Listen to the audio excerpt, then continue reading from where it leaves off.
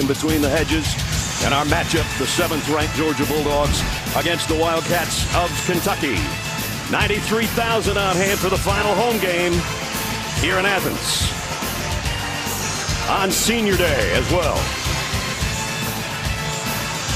And as you take a look at the SEC East standings, Georgia obviously on top. They already know for the first time since 2012 they're going to play in Atlanta for the SEC Championship the first Saturday of December. Kentucky's had a fine season and comes in here with a 7-3 record.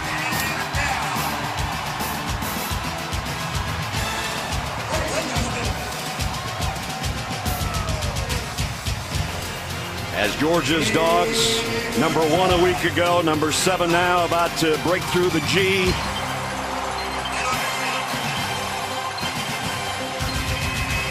And onto their home field, where they have won them all so far this year. Here come the Dogs.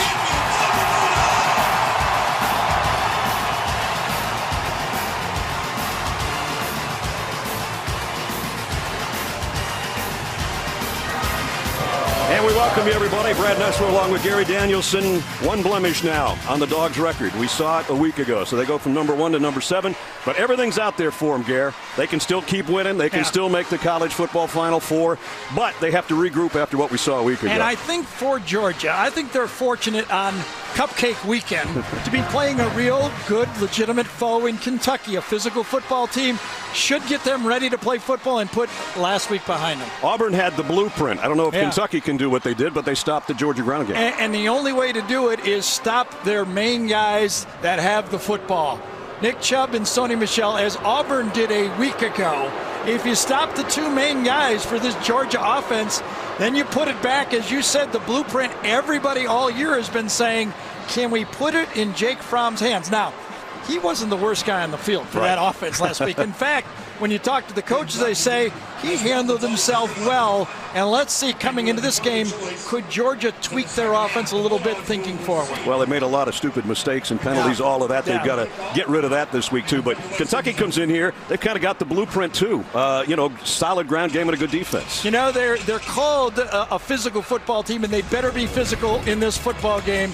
Benny Snell is their physical football player. When you watch him run, he sets what that Kentucky offense is. But the real key here is, can the Blitz brothers, those 2 linebackers for Kentucky, Josh Allen and Denzel Ware, can they do enough to get it into an opportunity so that they can blitz the quarterback? They better bulk up, because they have to stop the run first. We mentioned Senior Day today. So many great players. Actually, a lot of them that could have gone to the NFL and chose to return, like Lorenzo Carter and Davin Bellamy, Dominique Sanders, Aaron Davis defensively for the Dogs. And then on offense, you'll hear the big cheers for Sony Michel and Nick Chubb. Roommates, best friends, and playing their final game here in Athens today. And more on that. Third member of our team, Allie LaForce. Allie? Brad and Gary, it seems like ages ago that a freshman named Nick Chubb was scoring a touchdown in Georgia's season opener against Clemson. That was just a sneak peek into what this now senior class would mean to Georgia football. The 9-0 start to start this season was the best since 1982. They clinched a trip to the SEC Championship game. That's something that no player on this roster has ever gotten to experience. They also still have a shot at the college football playoff, and if they don't look too far ahead, a win today would make them the only team to go undefeated against the Eastern Division teams. But it's not about stats on Senior Day, guys. The guys you mentioned, like Nick Chubb, like Sony Michel, Lorenzo Carter, Davin Bellamy, they chose to come back after Kirby Smart's first year, and that's why Kirby told us today will be very emotional for him. When I asked him what he was going to tell the team before the game, he said, I'm just going to tell them I love them. I tell you what, he was emotional even in the meeting yesterday, and he talked about guys like Nick and Sony and saying they're the pillars that we will build Georgia football on for the future. Great day, 68. Cloudy skies. We had some sun at times. I think it's a great opportunity for Kentucky as well, though, Brad. Coming into this football game, a signature road win. I know they had one at Louisville and South Carolina in the past, but can they do it against the heavyweights? The Cats won the toss, elected to defer. That means Georgia's going to bring it out of the end zone. Nicole Hardman got a little crease, and he got out. Nice return out to the 25-yard line. As we check the Chick-fil-A starting lineups, and it all starts with the freshman, number 11, Jake Fromm. Passing efficiency-wise was great until a week ago, but as Gary said, it wasn't his fault. At least not all his fault, the setback at Auburn a week ago. There's his numbers coming in. And the Dogs will snap it at the 26-yard line. Nick Chubb, as you look behind him in his familiar spot with Fromm in the Georgia backfield. And Nick will get the first carry, and he won't get much. Check the rest of the starting lineup for Georgia. Win a senior in there, as is Blazevich. You saw the tight end in motion. Javon Wims, who's been really good this year as a wide receiver. And we didn't pull out a highlight because this guy isn't listed as a starter, but he does a lot of different things. Mecole Hardman, you already saw him run back the kick, but he's a dangerous wide receiver as well. Yeah, I wonder how they'll get him involved, especially after he had that big drop punt a week ago. I bet they want him in this football game. On 2nd and 9, trying to go after DeAndre Swift, and nice coverage out there by Mike Edwards. As you take a look at the Kentucky defense, Jim Chaney, the offensive coordinator, said, I don't like safeties that are good tacklers. Mike Edwards, who just made that play, is a good tackler. In fact, leads them in that category. He had 13 tackles against Georgia a year ago. And again, earning the right to rush the passer. That's what Auburn did a week ago. 3rd down and 9. Fromm pressured from behind. A little step to the left, and he got it to Mecole Hardman for a first down. Felt the pressure there nicely and just kind of eased his way out of it, Gary. Yeah, sometimes as that ball, that's close. And they might have to look at that again because it looked like it bounced after he got his hands on it, and then they re-caught it. That was not a good look at it, but I wonder if they'll take one more pause here before they stop. Yeah, I think they might call this back. And there's the whistle. Yeah. Looked to me like he double caught it, and in between it might have touched the turf. Previous play is under further review. Tough to tell there, too. Yeah, that was a little, couldn't quite get a handle. I think this is the best look for us, and the replay official, obviously. Bounce, and it hits the ground. I think this one's going to come back. I do, too.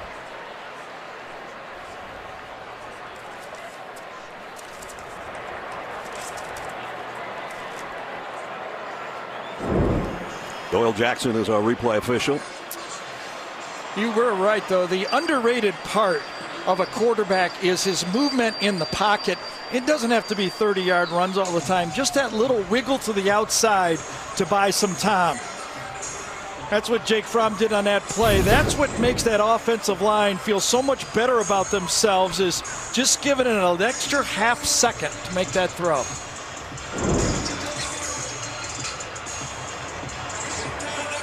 The call on the field was completed pass, but we continue to wait to see under review whether or not we're going to have a first down or a punt. One change that Georgia has made in their offensive line after struggling a week ago, Ben Cleveland, as Brad showed you, the starting lineup, he has moved into that right guard position, the 3rd different player to play that position this year. Here we go, Hubert Owens. After review, the ruling on the field stands. First down. All right. So again, for the replay official, he did not see enough to overturn it. So Georgia with a first down at the 36-yard line.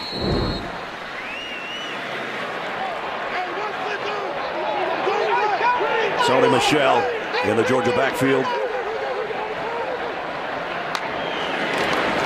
And he gets the carry. Again, not much. Darius West came up from the safety spot to make the hit. Well, can this Kentucky rush defense? I don't think they have the 4 up-front players that Auburn had when they were winning the line of scrimmage. Not many teams do. I was going to say almost nobody does. But I think this linebacker crew can probably play with anybody, these 4 guys. 2nd down and 7. I count Ware as a hybrid. He's half linebacker, half defensive end. And that play never looked good from the start. First of all, Kentucky almost jumped off sides, and now Georgia with a false start. Number 71, 5-yard penalty, 2nd down. Andrew Thomas, a freshman right tackle.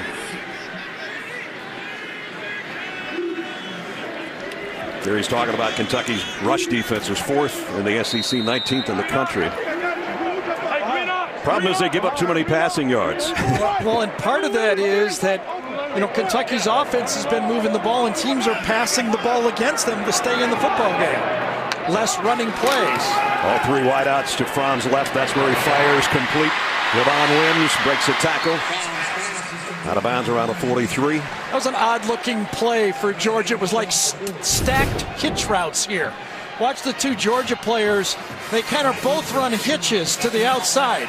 Don't see that very often. I got to believe one of those guys had a busted route. Worked out for him, but you're right. It's like baseball. You throw to the cutoff guy, and if you don't hit it, there's a guy behind him. So 3rd down and 3. They got their last 3rd down conversion. Empty backfield for Jake Fromm. Quick throw, and it's intercepted. Picked off, and it's one of the Blitz brothers, Josh Allen. And Kentucky's got it.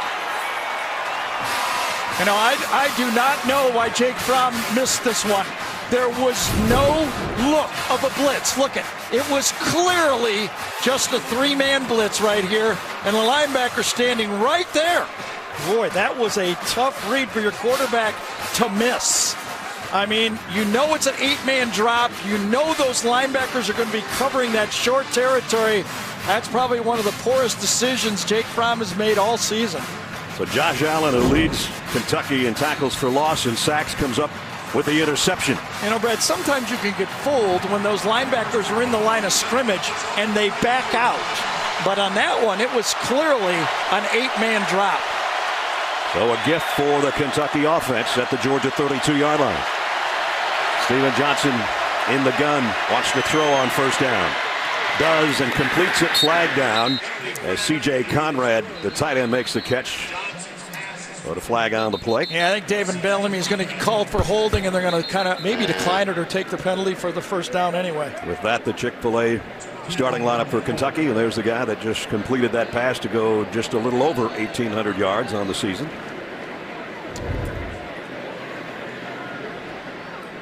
Was holding on Bellamy. There were 2 fouls on the play, 1 by each team.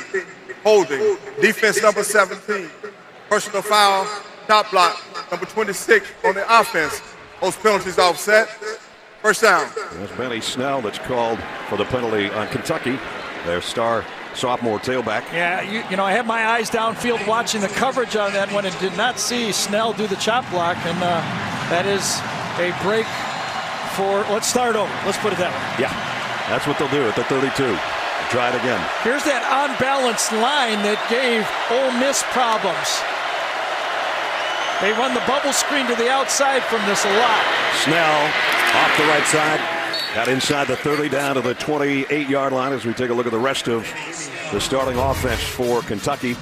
And much like we did with the Georgia starting lineup, we don't have anybody highlighted there because the guy that's not listed as a starter who's becoming a big play guy is Lynn Bowden. Right there, number 1. Does a lot of different things. Will run the Wildcat. He's a return man. Dangerous player, freshman that's growing up in a hurry. 2nd and 5. Snell again. Going to be short of the 1st down by a couple. Georgia's defense makes the stop there to bring up a 3rd down, and here is the Dogs defense. Dominic Sanders, one of their seniors, 1 interception shy of the all-time mark here. That's shared by the Barbie Rambo.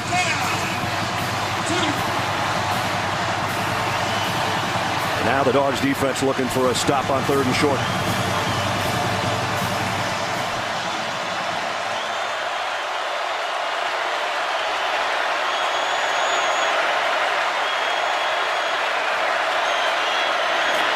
Snell, 1st down, and a couple extra tough yards. Well, it's hard if you're Kentucky and Ed Gans, their offensive coordinator, after watching the Auburn football team run the ball right at Georgia with Kerryon Johnson, and you got a guy just like him who's a physical runner, and not try to say, let's see if they can stop the run, right? Yep. I mean, before we do anything else, let's see if we can block them first. You see Snell with back-to-back 1,000-yard campaigns for Kentucky.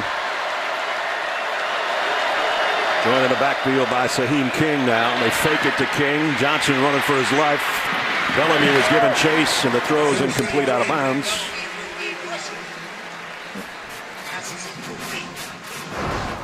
Talking about Benny Snell, and that's good company right there. True freshman and sophomore in the last 20 years to have back-to-back 1,000-yard campaigns. You know, and ironically, and that's a year ago when Vern and I did Kentucky in their second game against Florida, neither Steven Johnson nor Benny Snell were really a factor in the game at all. Snell didn't have carry in the first 2 games, and a different quarterback, Drew Barker, was starting that football game. At the 20, second down at 10, Kentucky. Play action.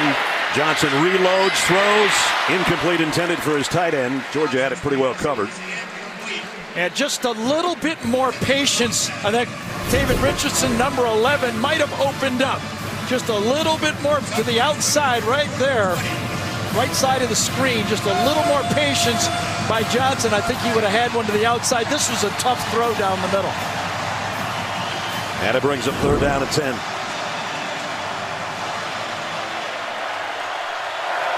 Four wideouts for Kentucky, 3 to the top of your screen.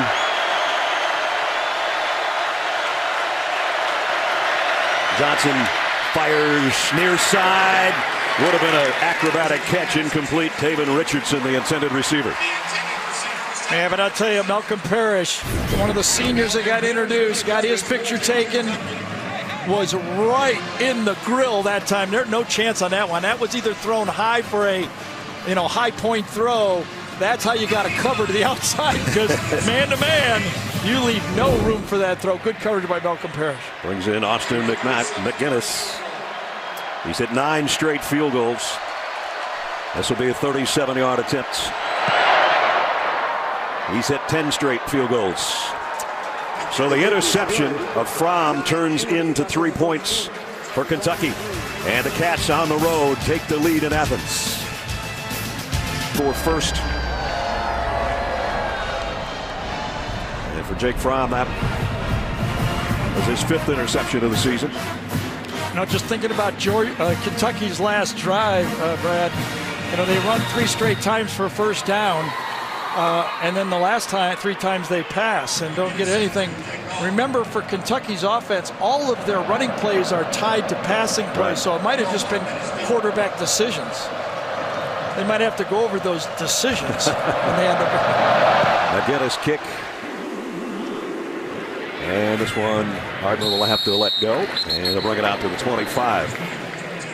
Georgia last week, after going in to the Plains, were the #1 rushing team in the SEC. They're #2 now, because the first 9 games, the 9-0 start. There's what it looked like points per game. Last week held to 17, and the rushing game was just non-existent last week.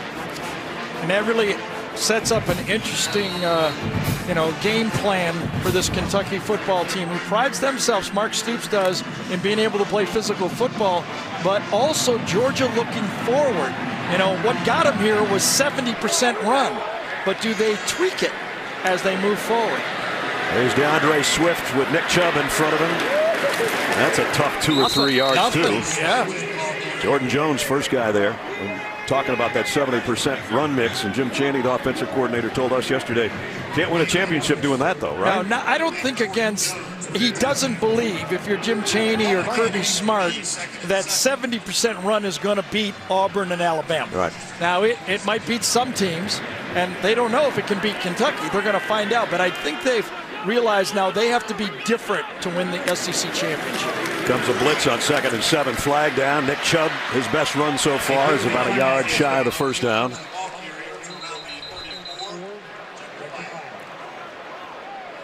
And Bohanna going off for Kentucky and heading to the locker room.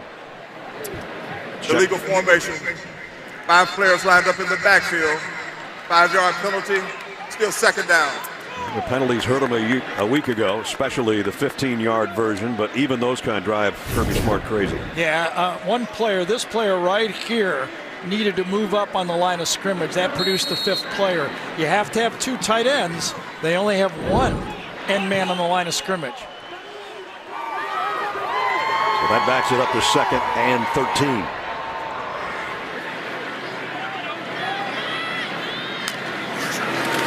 Play action for Fromm. Here comes the pressure.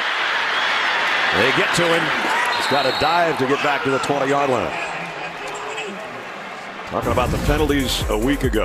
There's no such thing as a good penalty, but we call that bad penalties, like a late hit out of bounds, for instance.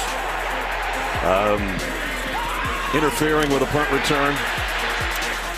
Hurdling on a punt. This is illegal. You can't do that. It's for the safety of the players. Yeah, I think a penalty on a special team, though, is especially egregious because it really is like giving the ball back. Right. That's a turnover. And you saw Sony Michel, the last shot. Sony was called for an unsportsmanlike conduct penalty, which she says was unlike his normal game. Well, I think we got one of those pull the finger out, and it's not your uncle doing it. Along with us, Baker Mayfield's one of my favorites. I love watching him play. Yeah, has the ability to create plays either in the pocket or outside the play call. That's a special skill. And he's so competitive, isn't he? TJ Carter over there on the sideline appears to be okay. Which uncle was it? It was Uncle Hank, I think it was. Uncle Hank at Thanksgiving time. Bad time to pull his finger. You're right. You got it. Well, pulling the trigger is Fromm, but he's incomplete, intended for Hardman. And it's going to bring up 4th down as we check in with Allie. Guys, good and bad news for Kentucky. Quentin Bahana was taken to the locker room. As we saw, he's dealing with the right ankle injury. He's questionable to concern. They did tell me they're not doing x-rays at this point. They don't think it's that serious, so they are hopeful. And on the other end, TJ Carter, his left finger injury, they taped it back up, and he is cleared to return. All right. Quentin Bahana is a true freshman. It was a change for the Ole Miss game. They actually moved past 2 players, Pringle and Elam, to beat the nose tackle. He's an important cog in there. They need him back. First punt of the day. Cameron Nizilik. Ooh, he just got it away and he got hit. We're going to have a flag. I think it's roughing the punter, but we'll wait and see. Yeah, if it's roughing, it'll be an automatic 1st down. He's still down. Personal foul. Roughing the kicker. Number 6 on the defense. There you go. 15-yard penalty, automatic 1st down. And that's a turnover. That's exactly what you talk about. Lonnie Johnson called for the penalty, but Nizilik's still down. Coming right off the edge. It actually gets squashed from 2 players back to back. And the left knee right there does not go in that direction.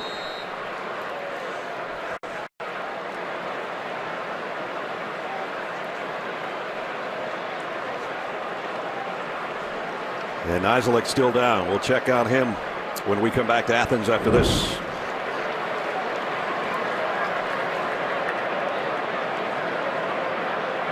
But he didn't kick a lot last year. So these guys are both from the same school. Grad transfer is kind of strange. I think that's never happened before in the SEC. Probably didn't, but a ways back, Columbia used to punt a lot, so maybe you need 2 punters. That's exactly right.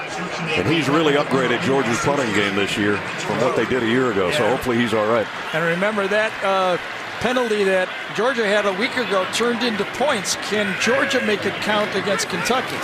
Got a blitz coming as Nick Chubb's going to try to run through it.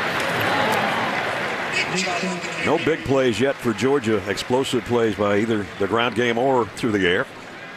But he did get 4, 2nd down 6.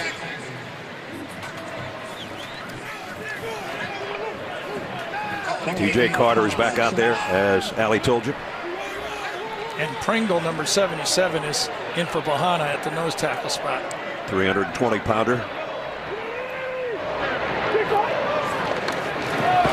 Chubb again ran into his own blocker, trying to cut it outside and get to the edge, and he got there somehow. That was a long way to run for Chubb to get to the 42-yard line.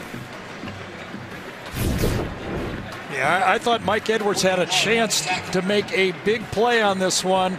Penetration inside really forced that ball wide on the play from Daniel, number 20. But, man, Chubb made that into a 3rd and medium. It could have been 3rd and real long. Chubb's out, Swift's in on 3rd and 4. And now Swift in motion. And it's going to be Fromm on a quarterback keeper. And he's got the 1st down and a bunch more. All the way down to the 38-yard line. Well, this was quarterback draw all the way. This was not even close to a pass. The Georgia receiver started blocking, and Fromm makes a 1st down conversion. But give a lot of that to Chubb. They cannot call that play if Chubb doesn't get around the corner there and make that 3rd and medium. Career long run, Gary, for Fromm, 21 yards, first down. And we got movement again on the offensive front. Kendall Baker, number 65. Offense, number 65. 5-yard penalty. First down. Not a lot of doubt about that one. 7 penalties last week for 75 yards. Very costly penalties, every one of them, against Georgia at Auburn. So behind the sticks a little bit again. 1st and 15. Riley Ridley was thinking he was coming off the field, and they waved him back out. And he goes out into the slot of 3 receivers to the right side. And now Blazevich in motion.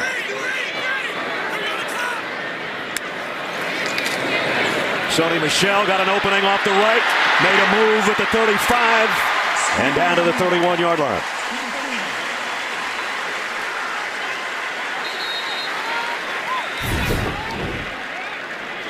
Michel, stretch play to the outside, bounces it out wide, and actually it was Ridley who stayed in the game that caught the big hit at the play. He comes into crack, he does crack, and makes the play from about a 3 or 4 yarder into about an 8 yarder.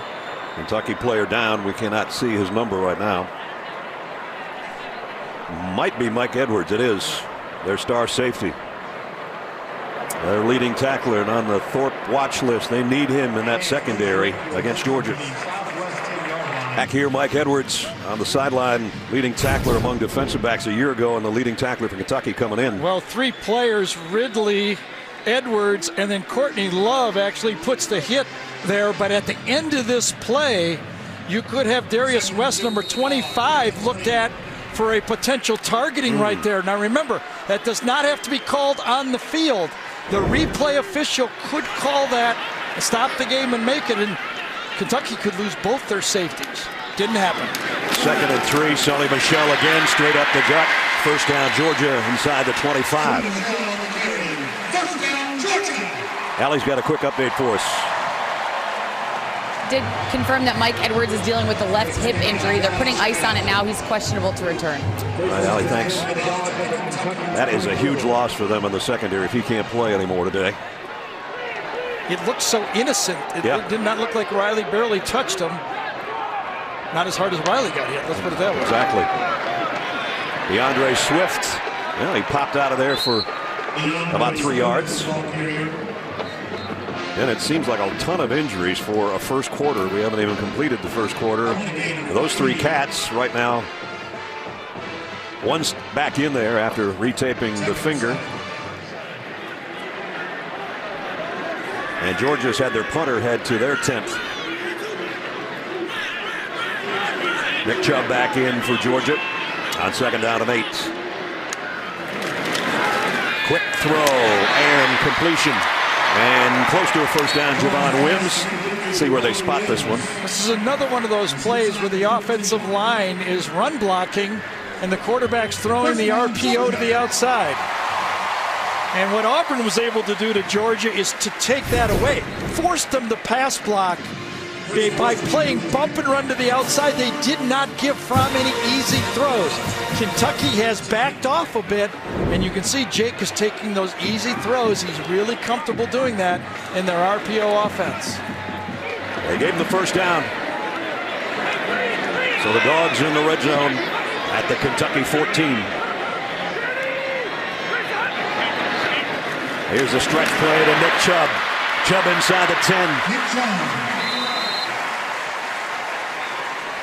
And the Verizon red zone for Georgia, 37 scores and 38 trips. And the only other one was a fumble that counts as a trip into the red zone by Godwin a couple of weeks ago. So they've been perfect, or near perfect. That guy has 39 career rushing touchdowns in the Georgia record books. He seemed so focused Friday when he walked in. Boy, wasn't he? Yep.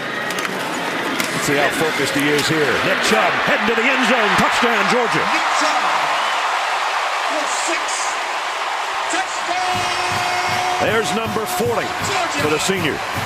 This play was designed to go to the left.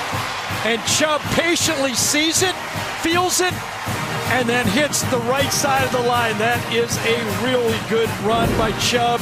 Lamont Gilliard, number 53, the center, got a key block.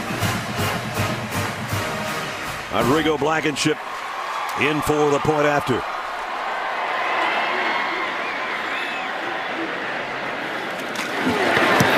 Up and perfect. So second only to Herschel Walker in the record books as far as rushing. And now he's got his 40th touchdown on senior day as Georgia caps a 75-yard, 12-play drive, 6 minutes and 21 seconds, and Nick Chubb did the final 8. Dogs lead 7-3. Yo, check it out, dog. That was just all hype for me. I mean, you got the walk, you got the stance, but I wasn't really feeling it. You know what? I'm not buying this. You gotta come a little harder, dog. You gotta figure it out.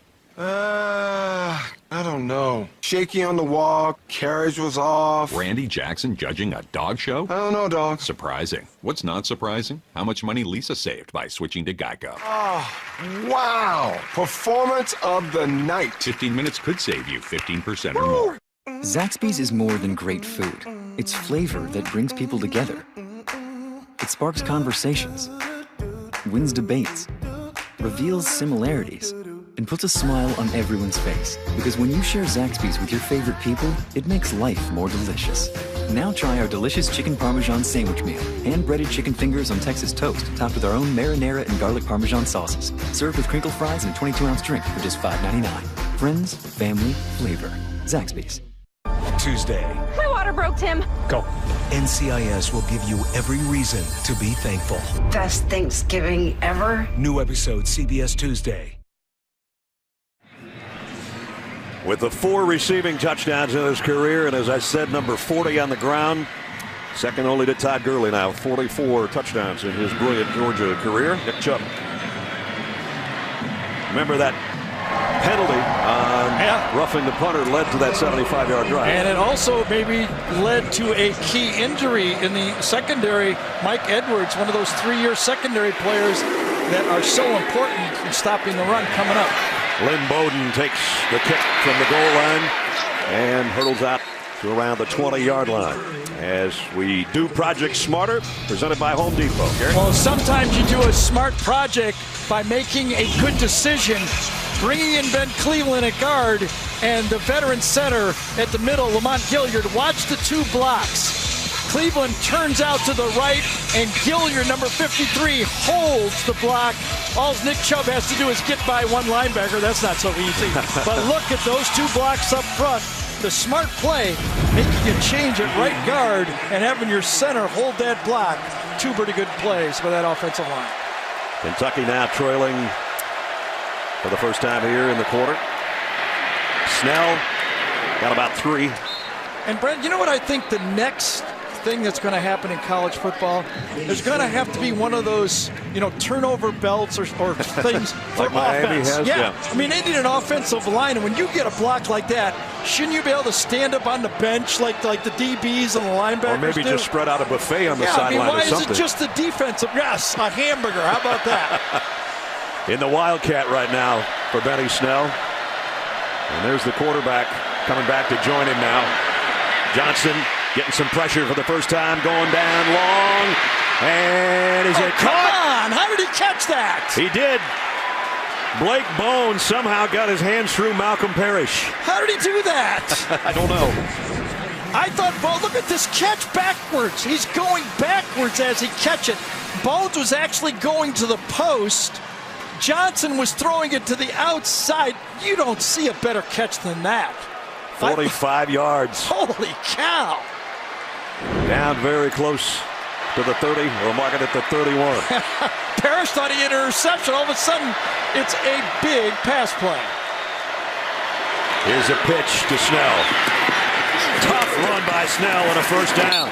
This guy runs angry. He does. He really does. He's really the heart and soul of this football team. As you look at Edwards go limping off. Again, that penalty could have cost a touchdown and one of your starting safeties leaving the game. But boy, look at Snell. Watch him. Runs angry every time he carries the ball. I bet Eddie Gantz is second guessing his play calling the last time he was down there with 3 straight passes after they ran the ball so effectively. Right at the 20. First down, Kentucky.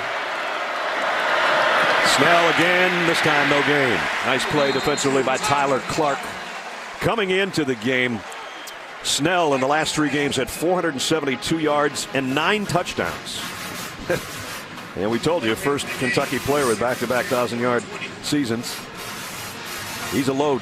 Yep, and we watched that whole, obviously, Auburn game up close, and we did not see one inside defensive lineman make a play like that play we just saw. Beating his man up front and making a play in the backfield. Which makes it second down and 10. Final minute of the first quarter. Johnson throws his tight end. Should have had it. Hit by Aaron Davis. Justin Rigg, the tight end, couldn't hold it. Yeah, this is 4 vertical from a tight formation, meaning 4 guys are going to run up the field. The inside player is going to go right here. You put the pressure by going outside. You've got the open seam, but you got to stick it in there. And as Brad said, it's a catchable ball, and you're expecting your big tight end to handle that. Instead, third down and 10 now. Trying to take advantage of that 45-yard pass play to Blake Bone. See if Georgia's defense has got to stop on 3rd and 10. Just bring 3-man rush. It's a little bubble screen. It's not going to get a first down, though. Yeah, that's tough to go inside like that when you're dropping 8 people and the Georgia defense. That might have been a little bit of a misread by the receiver. You got to go outside on that. There's too many people inside to make that tackle for any chance of a first down. Now, if they're blitzing, it's a different story. So brings out a Groza semifinalist in Austin McGinnis. He hit from 37 earlier in the quarter. He's hit 10 straight. This will be a 35-yard field goal attempt to try to make it a 1-point game.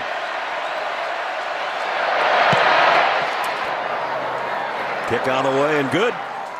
In the final 10 seconds, 11 seconds of the quarter. Well, they only get 3 out of it. But a great catch. One of the best you're going to see today right there is what set up McGinnis for the field goal. 7-6 Georgia. Take a deep breath in and exhale. And a gentle wave-like motion. Liberate your spine. Good. And reach. Toes blossoming. Not that great at yoga. Yeah, but when I slipped a disc, he paid my claim before I knew it. So he had your back. Yep. In just 1 day, we process approve and pay. 1-day pay, only from Aflac. You need a little time. It's all it takes to make us smile. It's better when we get together. Me, myself, and I, we can get along just fine. It's better when we get together.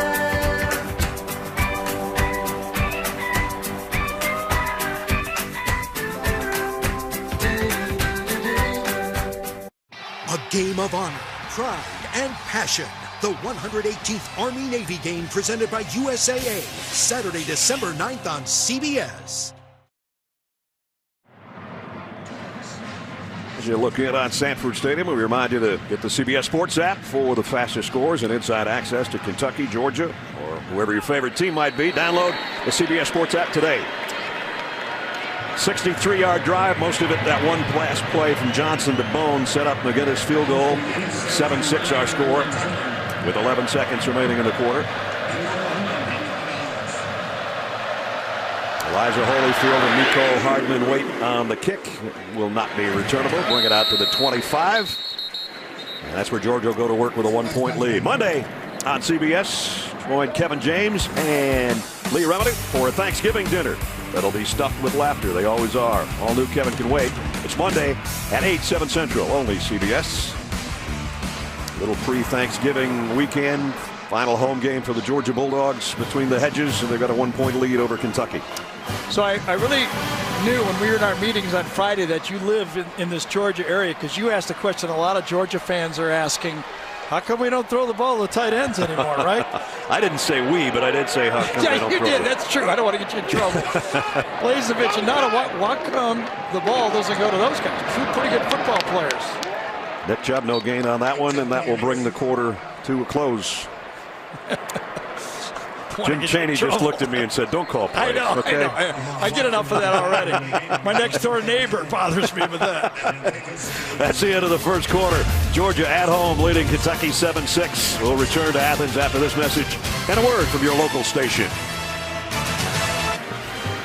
Mike Edwards coming out of the locker room and hopefully to return to the secondary for Kentucky. That east end zone where Georgia always has come out and passed the statue of Uga. Last time they did that is today, because on the west end they're putting about $60 million into a new facility, new locker room, so they won't have to run the length of the field and both teams don't have to come out of the same end zone. Starting the second quarter, Georgia's second down and 10 at their own 25. Throws outside to Wims. Picks up about 8, and that'll bring up third down and short. Brad Nessler, Gary Danielson back with you. You said the recipe was for Kentucky to be physical. They have been. For Georgia to get back what they have been doing through 9 wins, and they've done that. I think Kentucky and Mark Stoops feels really good about how his football team is answering in this game. You know, I give all the credit in the world to Mark Stoops. I mean, he didn't just have to change attitudes at Kentucky. He had to change the whole culture there. His team is playing tough football. They have a chance, if they win, to get second in the East because they got the tiebreaker going. Sony Michel trying to stretch it out, but he's going to be a little bit short. Yes. Checking with Allie. Took Edwards to the locker room originally to deeper evaluate that left hip injury. He came back out. He did some backpedaling, some change of direction, looked really comfortable, and the team cleared him to play. And he was in on that last snap, which forces a Georgia punt. It looked like they added a hip pad in his repertoire of equipment too. A lot of those players don't like to wear them. I wonder if he did get that hip bruise. That's a painful injury that you can play, but usually it has to be shot to play. Cameron Nizelik's back out there. That's good news for the Georgia punter, as he was roughed up earlier. This is a high snap. He handles it well. And it's a nice kick. Going to call a fair catch back at the 15-yard line for Charles Walker. So Kentucky holds Georgia short of the first down, forces the kick, and their offense comes back out.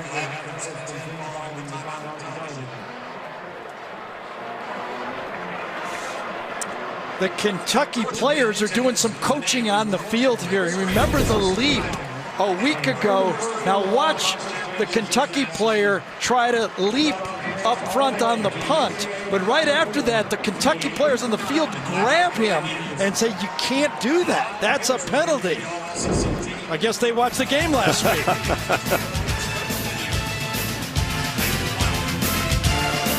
7 years, never a scratch. That's more than a scratch. What do you think about a new truck, buddy?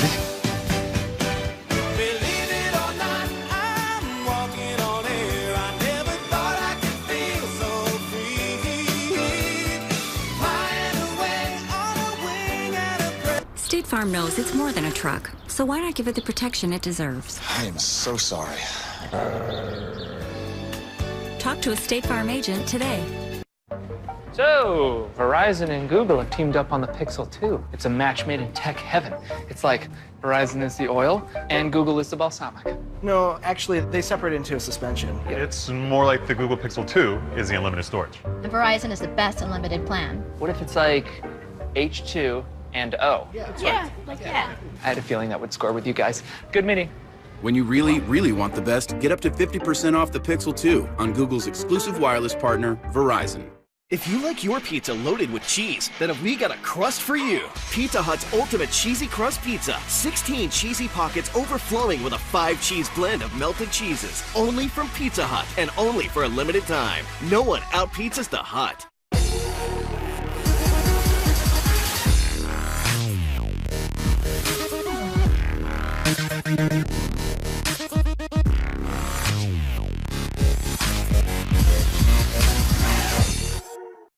If it's laughter you're looking for, give Kevin Can Wait a whirl.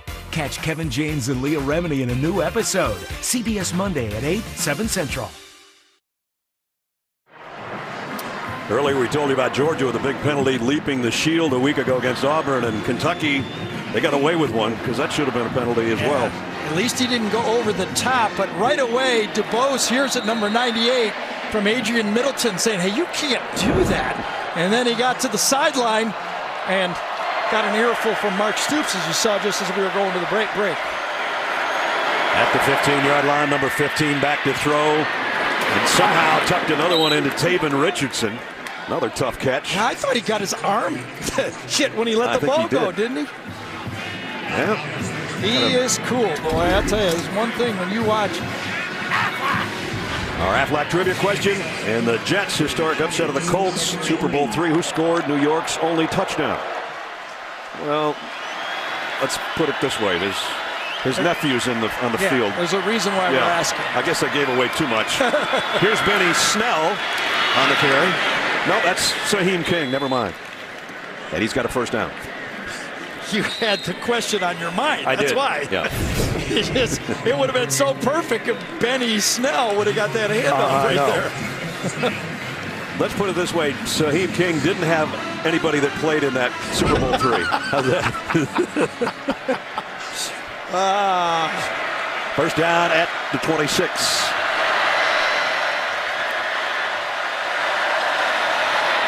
King again. And he got about 3 more.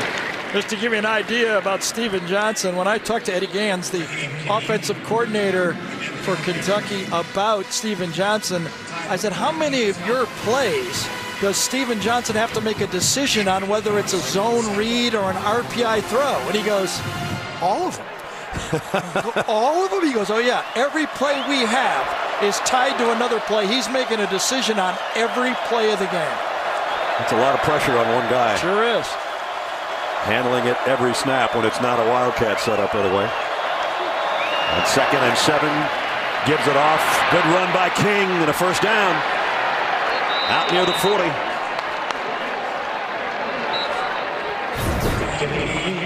Well, you know, Benny Snell is the powerful one, but King looks to be the one that makes people miss. And if he gives them that 1-2 punch, then you know that Kentucky offensive line and Eddie Gans, who wants to run the ball, is going to keep running.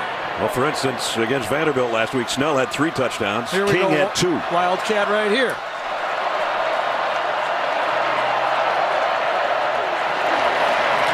And King, whoa, he got leveled on that one. Do you think that fakes anybody when Steven Johnson goes in motion and fakes the jet sweep? No. I don't think anybody buys that. No. I think the Roquan linebackers Smith go, didn't buy it. No, I know that. Roquan Smith said, I might have been born at night, but not last night. Okay, I don't believe it. Until you hand that ball off to the quarterback on a sweep, I'm playing the dive play. Roquan Smith, Georgia's leading tackler, right there in the middle, number 3. 2nd down and 9. Taven Richardson in motion, and the center official is trying to hold up play. He did because it was a late substitution. He gives Georgia time to substitute as well. Stuff was so messed up that Kentucky took a timeout. The first time out of the half. We'll take a timeout with them. 10:46 remaining first half. Georgia in front by 1. Why that last timeout was forced to be taken by Kentucky, Gary. Well, this is a really interesting shift in motion if you can get away with it. Taven Richardson, number 11, is on the bench. He goes in motion, but obviously Kentucky only had 10 guys on the field. They get their 11th, and then really good job by the officials to give Georgia opportunity. And then Bob Stoops is up here saying, wait, that's just a motion right there. And I don't think Mark Stoops, Bob might have saw it, but Mark Stoops did not see it. Being in motion is one thing. Coming from 6 feet off the sidelines a little different. Exactly. I don't think Mark knew he came from the sidelines. King empties that backfield. Johnson throws a quick slant, complete. Yes, perfect. Going to be short of the first down to Juice Johnson. And I think if you're going to upset one of the top teams in college football, if you're Kentucky, okay, now playing physical football is good and running the ball is good, but I think your quarterback has to have one of those efficient games. I mean, 17 for 23, 16 for 22, and so far he has looked very accurate. Right now he's out as a wide receiver with Benny Snell taking the direct snap in the Wildcat on 3rd down and 2. This time Georgia doesn't like the look, and they take a timeout. Georgia, their first time out of the half. Not a happy head coach. They had Georgia's 11 side. players out there, so they did not like the look.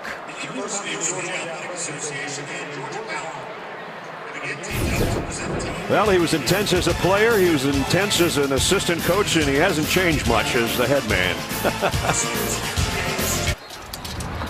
And the Jets upset of the Colts in Super Bowl III. Who scored New York's only touchdown? It was Benny Snell's great uncle Matt, who had over 100 yards rushing, and had it not been for Joe Willie Namath, probably would have been the MVP of that game. So I answered the question, and I told you he was on the field. He wasn't. He wasn't at the time, but he is right now. It all worked. It all works. Third down and 2. Let's see what Matt Snell's great nephew does here on 3rd and short. Got hit in the backfield trying to get there, and he's close, but he's short. You know, I was surprised that they came back to the Wildcat after Georgia could set up, have a meeting about it, and they come back to the same formation. It looked like the same play they were going to call. I would think because of that was Kentucky thinking it's 4-down territory. They're that much short, we think, unless they're going to take a look at this. I think they're going to bring the sticks out and make sure.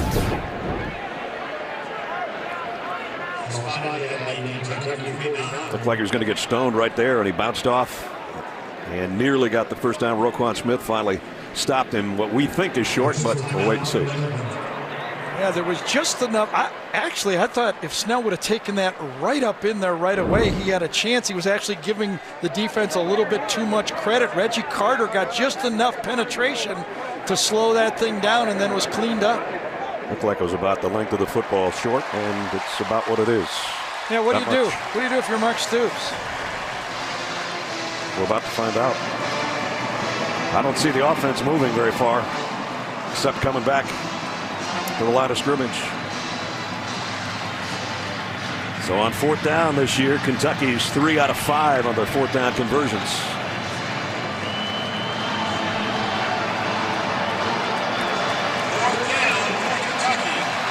From their own 49-yard line.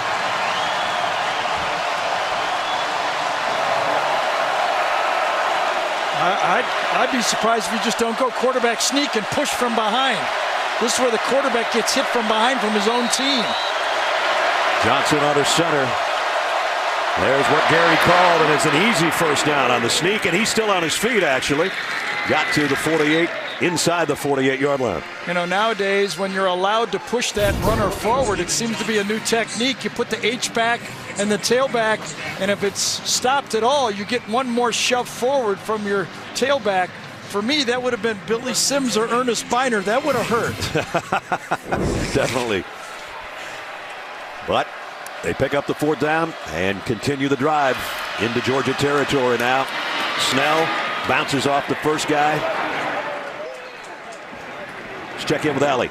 Brad and Gary, you mentioned Benny Snell's uncle. Well, his dad was also a running back, and I said, out of all 3 of you, who's the best? And he said, well, clearly I am, with all the confidence in the world. He also said he watched a lot of film on his father, and he taught him how to be patient. He said during his highlights he was a very patient runner, and that's something he tries to take away from him.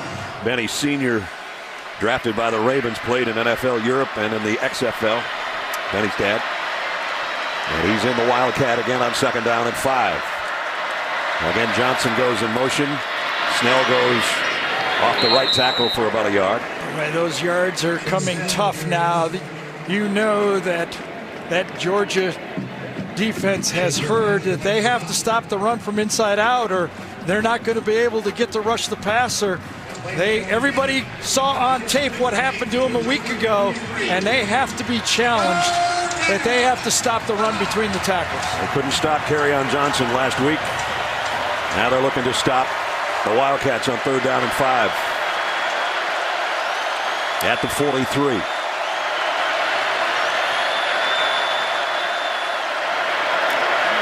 Johnson, pocket collapsing, throws, deep sideline, incomplete.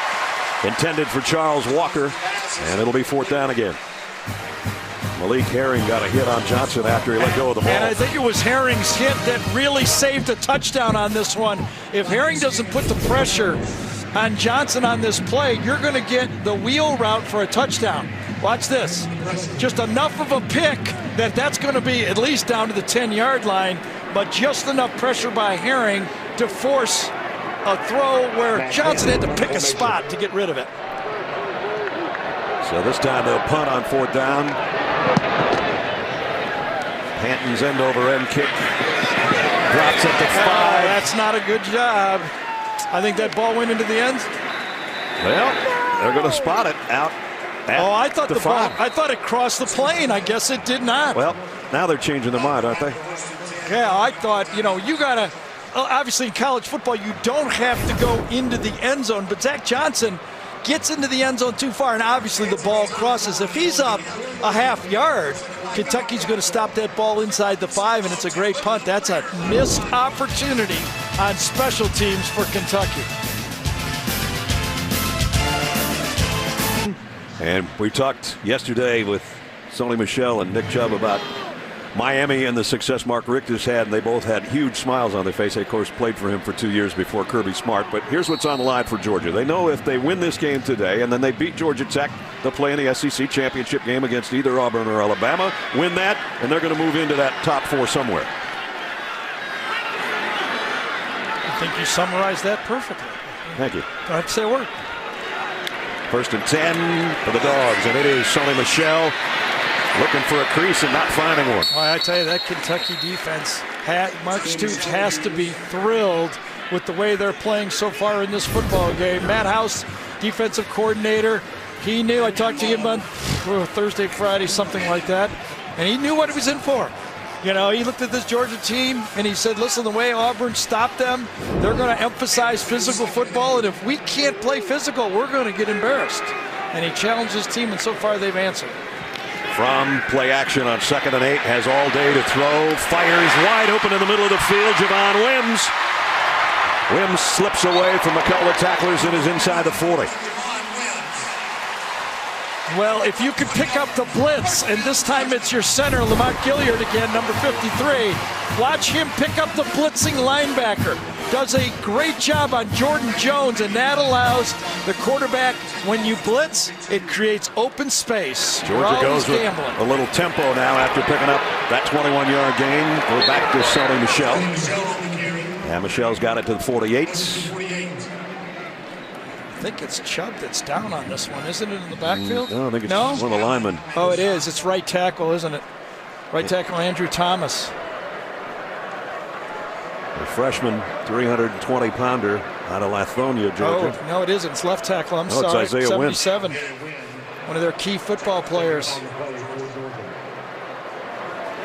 He has really been a mainstay for Georgia on their offensive front. He's one of the smaller left tackles probably you're going to find in college football. He's only 6'2", 302-pounder, but he's one of their leaders.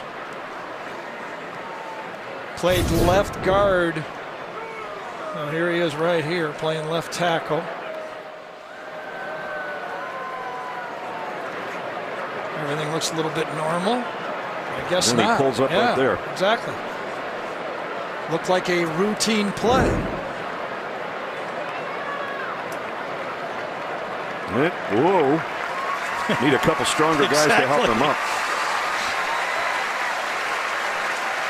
He looks a little better walking off than he did when we first saw the replay. There's another look.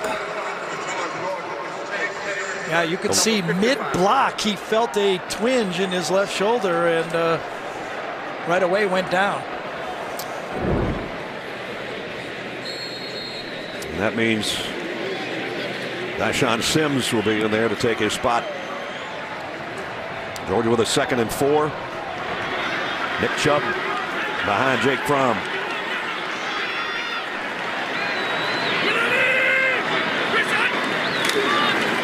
Chubb powers his way into Kentucky territory. Well, how about that? You switch tackles and then you run right at him. Okay, let's see what you got. Put you in the game, and then you go, all right, I'm going to run right at the tackle. Let's see, he's fresh. We know that for sure. And Sims makes a good block and gets the first down. Georgia back in Kentucky territory with 5:40 remaining in the half. Sims had been one of the players that Georgia had been playing at right guard this year, one of 3. Fromm Scans the field, fires. Boy, nice throw to Godwin. Terry Godwin with another first down. Well, listen, when you're committing that many people to stop the run, when you're challenging your secondary to help on those runs, that means that if you run those crossing routes, you should have players open, and a perfect throw that time from Jake Fromm. First down at the 27. Play action. Fromm throws deep. Touchdown, Georgia. Javon Wims. Touchdown, Georgia. Pass to Wims. What a beautiful route by Wims on Derek Beatty. You stack it right here and watch him go outside technique, and then the double post takes the safety away, and you got a touchdown. What a route. Very patient, good throw, but you get those receivers to pressure outside from those short stances, you've got a chance. Blankenship's extra point. Up and good. So Georgia goes on an 80-yard drive in 6 plays, back-to-back pure throws from the freshman Jake Fromm. This one, a 27-yard strike. Wims' 5th touchdown catch of the year, and the Dogs stretch their lead.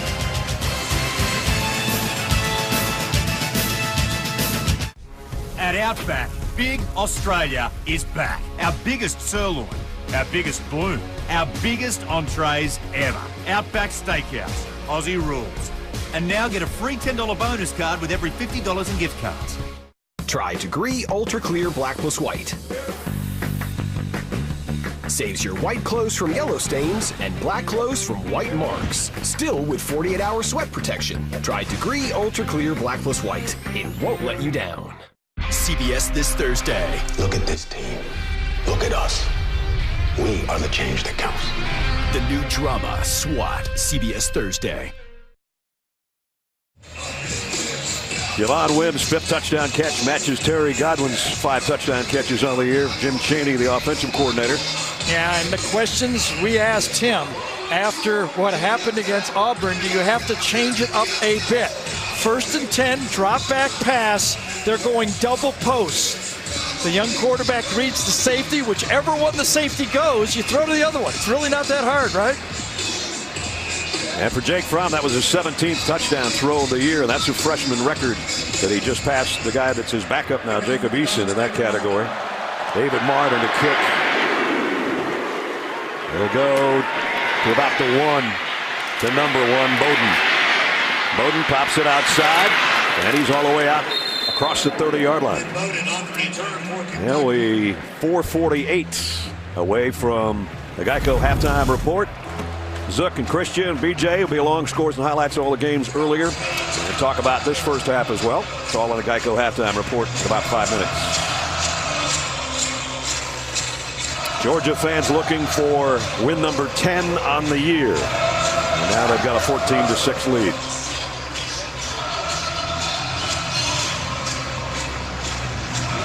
See if Kentucky can score prior to halftime. Empty backfield for Johnson. Throws batted down at the line of scrimmage. I think it was David Marshall. That pass is broken up by number 51, David Marshall. Yeah, you're getting pushed out of the pass rush. The last chance you have is to throw that paw up, and maybe you'll make a deflection, and he did. Plenty of time, obviously, for Kentucky here. And remember, they get the ball to start the second half. Still have 2 timeouts as well. Johnson's going to throw it to Bowden, and that is beautifully played by Roquan Smith. You want to know how to play linebacker and why you're considered an All-American candidate? Watch number 3 read this play and react to it as fast as he can. Little motion, he sees it, it's not a run, and he hits it in full stride. That's the way you play linebacker. Roquan is a Butkus semifinalist and a Nagurski finalist in the Final 5. Georgia's leading tackler pretty much every game. 3rd and 10. Pressure coming off the slot right here. There they come. And it gets to Smith, and it's Roquan. Dumping blitz. Johnson. Same blitz that was used last week that gave Auburn trouble in the first half, but they made Georgia pay in the second half. Was dialed up, and on third down here, you get pressure inside, and you got those big guys coming inside, and the other guys coming from the outside. Nowhere to go because big Lorenzo Carter said, you ain't throwing this one. Matt Panton to punt. So be fielded at the 29 by Hardman. Miko Hardman gets it back to about the 49. We told you he may not be a starter, but he can make things happen, and he did on that punt return. Well, he was so upset with himself last week. And if you remember, Kirby Smart went right over to him and said, Miko, there's going to be another play that you're going to make for us. Might not be this week, but as you can see, that guy's a game breaker.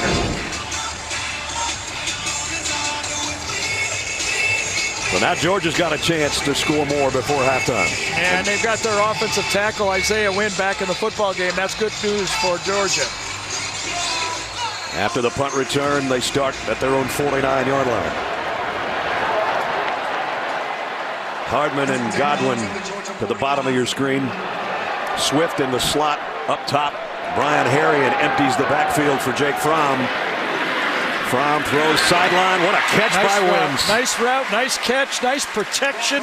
Again, remember, Wims just went deep. It's just not that hard of a game. It's like checkers. You go deep one time, you go short the next time. What a pass route to the outside. A guy that, Wims, that did not have a lot of experience as a high school football player, who was really a basketball player, is really coming on. He had 5 catches for 90 yards in this game a year ago. He had 96 on 3 catches last week, and every week he gets better. Sure does. Right now, 6 for 53 on that touchdown the last time they had it. Play action. Fromm fires, same spot. Back shoulder for Wims. He pulled it in. He says he got his toes down. Well, he caught it, I'll tell you that. And we're going to find out if he had his toes in or not. Another great back shoulder throw. Ooh, that was close. Really was. Did the ball bounce at all? Let's make sure he's controlling the football. He's got it. His toes are down. Running on the field is an incomplete pass. The previous play is under further review. I think they're going to give him this one, don't you? I'm telling we were you. wrong already once, right? Yep. But I think his toes are down. Remember, the ball can touch the ground as long as you're controlling it. He has the catch. He brings it in. You know, that's to the eye of the replay official, right? Yep. One replay official could say, I think the ground helped him here. The other could say, no, he caught it. What a beautiful picture right there, though. I mean, you talk about concentration and keeping those toes down. He's made some brilliant catches this year. Terry Godwin made one in the Notre Dame game that's one for the ages, and then Wims came back, and he's made about 3 himself this year. I'd have to give him that one. I have to be honest. His left toe is down. He controls it. I think he's got a catch and his left toe in play.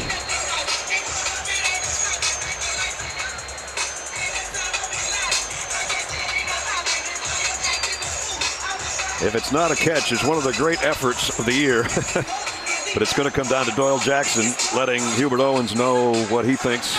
Well, let's see if we can do it right there. He's got his toes down. He's got the catch. There's his toes. There's the ball. Look at you with that technology moving that screen. I love that. It's taken me 10 weeks to get it down. Here's the call. After review, the ruling on the field stands. Incomplete pass. So we're 0 for 2. Somebody doesn't like us. That's 0 for 2. I haven't ever been 0 for 2. It's the first time for everything. I thought, wow. I thought this was actually a better catch than the last one. I did too. Man, I did all that great technology and all that. All for nothing. I hope the replay booth saw that great technology. He said, I was good, the catch wasn't. That's what we just heard. That's what it was. So it's 2nd down and 10. Swift with Fromm in the backfield. He's going to get a little draw play. DeAndre Swift.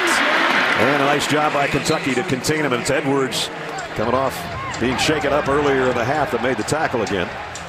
But one of the things that Matt House, the defensive coordinator, said about the Georgia offense is with their tight formations and the way they use their running backs with the toss sweeps, they force your secondary to make tackles. And so far, the Kentucky secondary has been willing in the running game. You really can't turn them down. They're coming at you. Edwards came in as their leading tackler with 80, and he's had several in the first half again today. 3rd down and 6. And whistle stop play. Kentucky took a timeout. Timeout. Kentucky. So a big 3rd down for both teams when we come back to Athens after this. Almost looks like we were at a 2-minute warning, doesn't it? That just happens to be 2 minutes remaining. Yeah. This is after the timeout, and the umpire's going to take one in the noggin. Oh. Big Fromm said, "I'm sorry, man. Excuse me, sir. Excuse me. I was just getting rid of the football." My bad. Let's see if Jake can find a Georgia receiver instead of the umpire on 3rd and 6. And the official might have said, "Jake, you've been pretty accurate today. I'm not so sure that was by accident."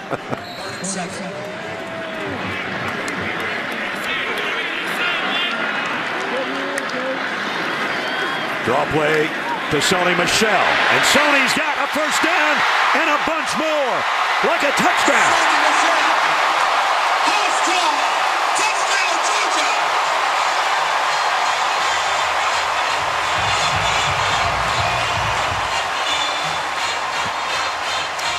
Sony's saying, "I got to get in the act. My buddy Nick had one in the first quarter.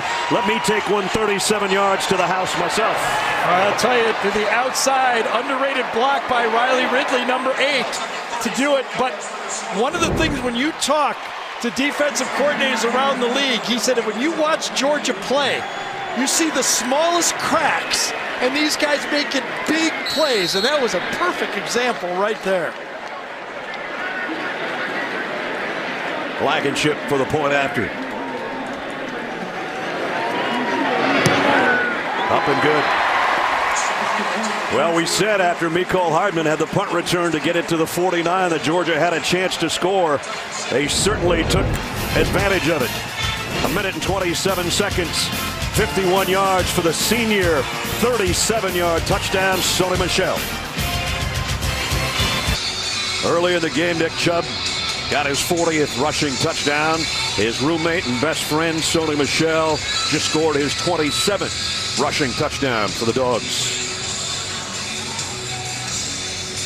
So fun to be around those two. Yeah, it was.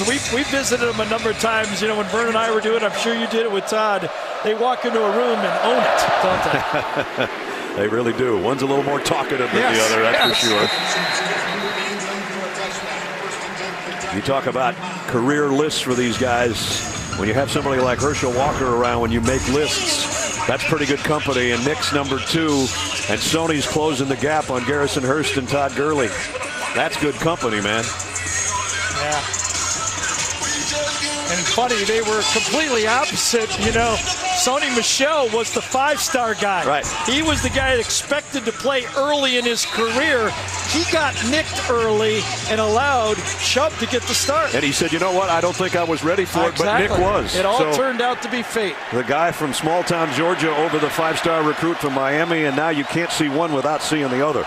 Sometimes not in the same backfield, but when they're together on campus. Johnson, flag down, probably going to be a hold, and Roquan Smith's going to take Steven Johnson and ditch him just in case. Hey, you better be careful, Roquan. They're going to need you. You don't want to get thrown out of this football game because next football game is triple option. And we talked to him yesterday about that, and he said, no. Personal foul, face mask. Defense, number 15. 15 yards added to the end of the run. First down.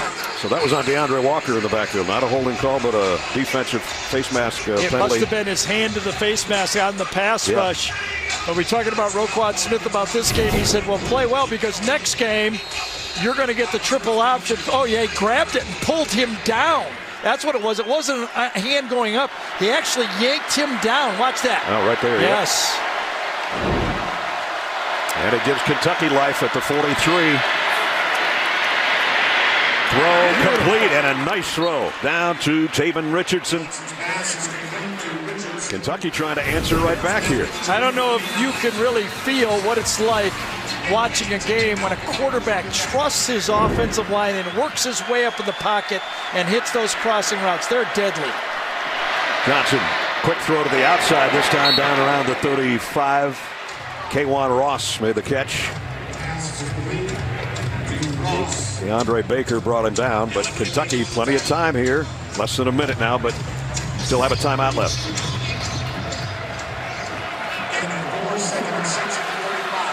At the Georgia 35, 2nd down and 6. Throw complete again, but what a hit, Juice Johnson. And that's Aaron Davis, another one of the seniors and a captain today. Kentucky's going to take their last timeout. It's a smart one because they did not get the first down. Aaron Davis, that's the way that they were talking about that secondary needed to tackle right there. Being a location scout, my office is on my back. The less stuff I have to carry, the better. With Service Pro, I have one device that does everything. Technology has really changed how I do this job. On Pacific Rim Uprising, our characters are 250 feet tall. Where in the heck are you going to land this big robot? Pulled up a satellite image, and there is like a giant bullseye. Robots here. I feel very proud of what I bring to the screen. I have the greatest job in the world. 38 seconds, 3rd down and 2 coming up. No timeouts left for the Wildcats. Yeah, not a really pressure situation, I think, for time-wise, at least for Kentucky. If they do not make the first down, let's suppose it's a small sack, plenty of time to get your field goal team out there. If you get a first down, you can either have 2 plays in huddle or go out and spike the ball. They're already in their field goal kicker's range. But they would love a touchdown here before the break.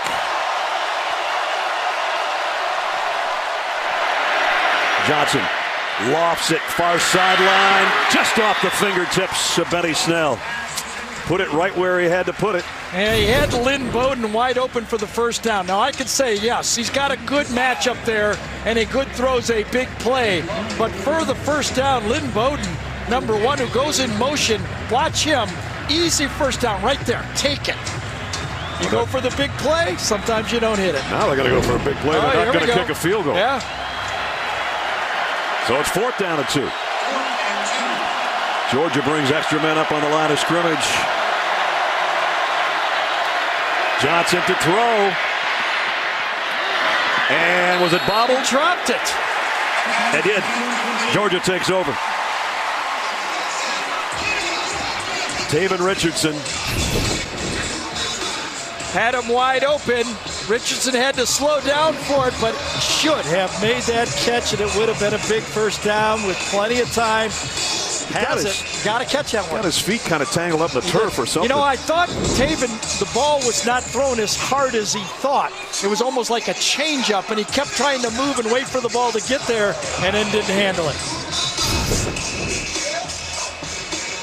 Johnson throws the ball. He had pressure in his face, and he did not get all he wanted on the throw. But again, that's when you got to help out the offense and make that play. And Georgia is not going to mess around here. Going to take a knee. Kentucky can't stop it, so Georgia's going to the locker room with a 21-6 lead in their final home game. They're halfway to their 10th win of the season. End of the half, Georgia up 21-6. For Allie's halftime interview with Coach Smart, go to Twitter at SEC on CBS. And right now we leave Athens between the hedges to go to New York, and Adam Zucker. Zook.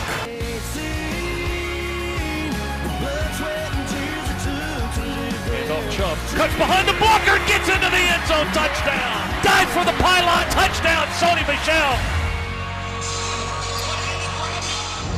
Set to start the 3rd quarter at Sanford Stadium between the hedges, and 7th-ranked Georgia with a 21-6 lead on the Wildcats of Kentucky. 2nd quarter touchdowns by Sony Michel and a touchdown throw, Jake Fromm, to Javon Wims. Stretched out what was a 7-6 game for quite a while. And Kentucky will get the ball first to start the 2nd half.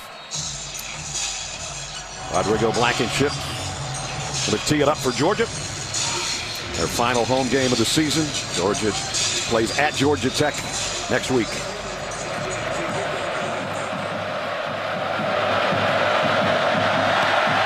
Bowden back waiting on the kick. And it won't be returnable, so they'll bring it out to the 25. And we bring you inside the booth. Brad Nessler, Gary Danielson. Kind of what we saw from Georgia the first 9 weeks of the season. Nick Chubb, Sony Michel, and then play action for Jake Fromm. Yeah, and I think if you look 21-6 now in this game, Georgia in control now. I think for Georgia, they look up there and they say, we've controlled the running game. Right. Benny Snell rushed for 33 yards. The last 3 games, he was, 180, 176, 113. Well, this team is not Tennessee, Vandy, and Ole Miss. This is a better defensive team, and I don't see if Kentucky doesn't run the ball a little better, I don't know if they can protect Johnson enough. One thing I know for sure, Kentucky better score next. They've got the opportunity to open the third quarter. And they're going to try to get Benny Snell involved, and he got a nice stiff arm out on the corner and picked up 8 as we check in with Allie. Brad, I talked to both coaches at the half, and Coach Smart said that those last 3 minutes were crucial in just getting the crowd involved, getting some energy. He said when we're going fast, we are a lot better, but he was very unhappy with the penalties. Also, Coach Stoops said that they have to get back to playing fundamentally sound football. He said he was really unhappy with the drops offensively. It's going to be very important for them to get some points on the board early in the second half. Well, if Kirby wasn't happy with the penalties, he's not going to be happy with the one they just called. I didn't see the flag, but it's all the way out to the 48-yard line after they walked it off. Yeah, I thought it was another face mask again. DeAndre Baker, number 18, yes, right at the end of the play. Georgia thinking about a blitz off the corner.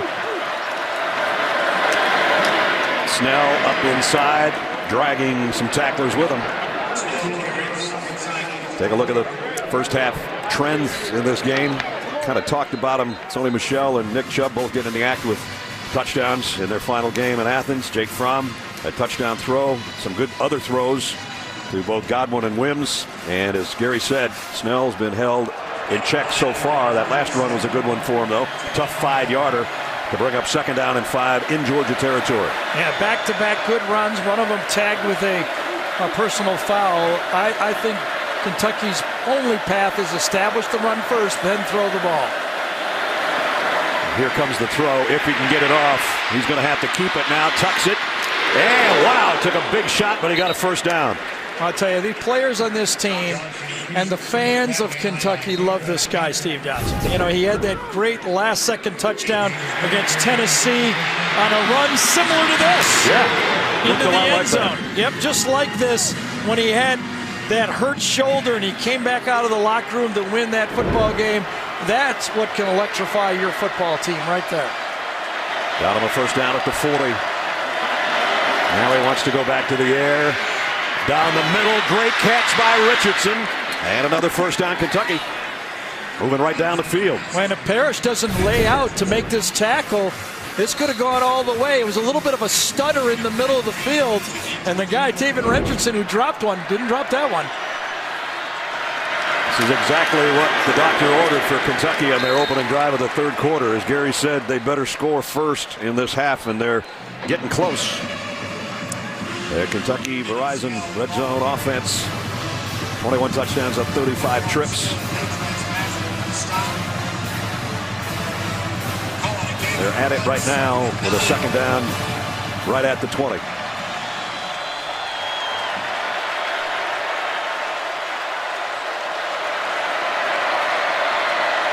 Snell empties the backfield. Johnson looks his way and then throws in the middle to the tight end, C.J. Conrad. He's down inside the 15. He was a big weapon for Kentucky earlier in the season, and then they sort of got away from him. And now, I think he pulled a hamstring there, didn't he? Yeah, it looked like it. It's one of that formation again, that unbalanced formation that they've thrown those bubble screens, and this time they throw a tight end middle screen to it.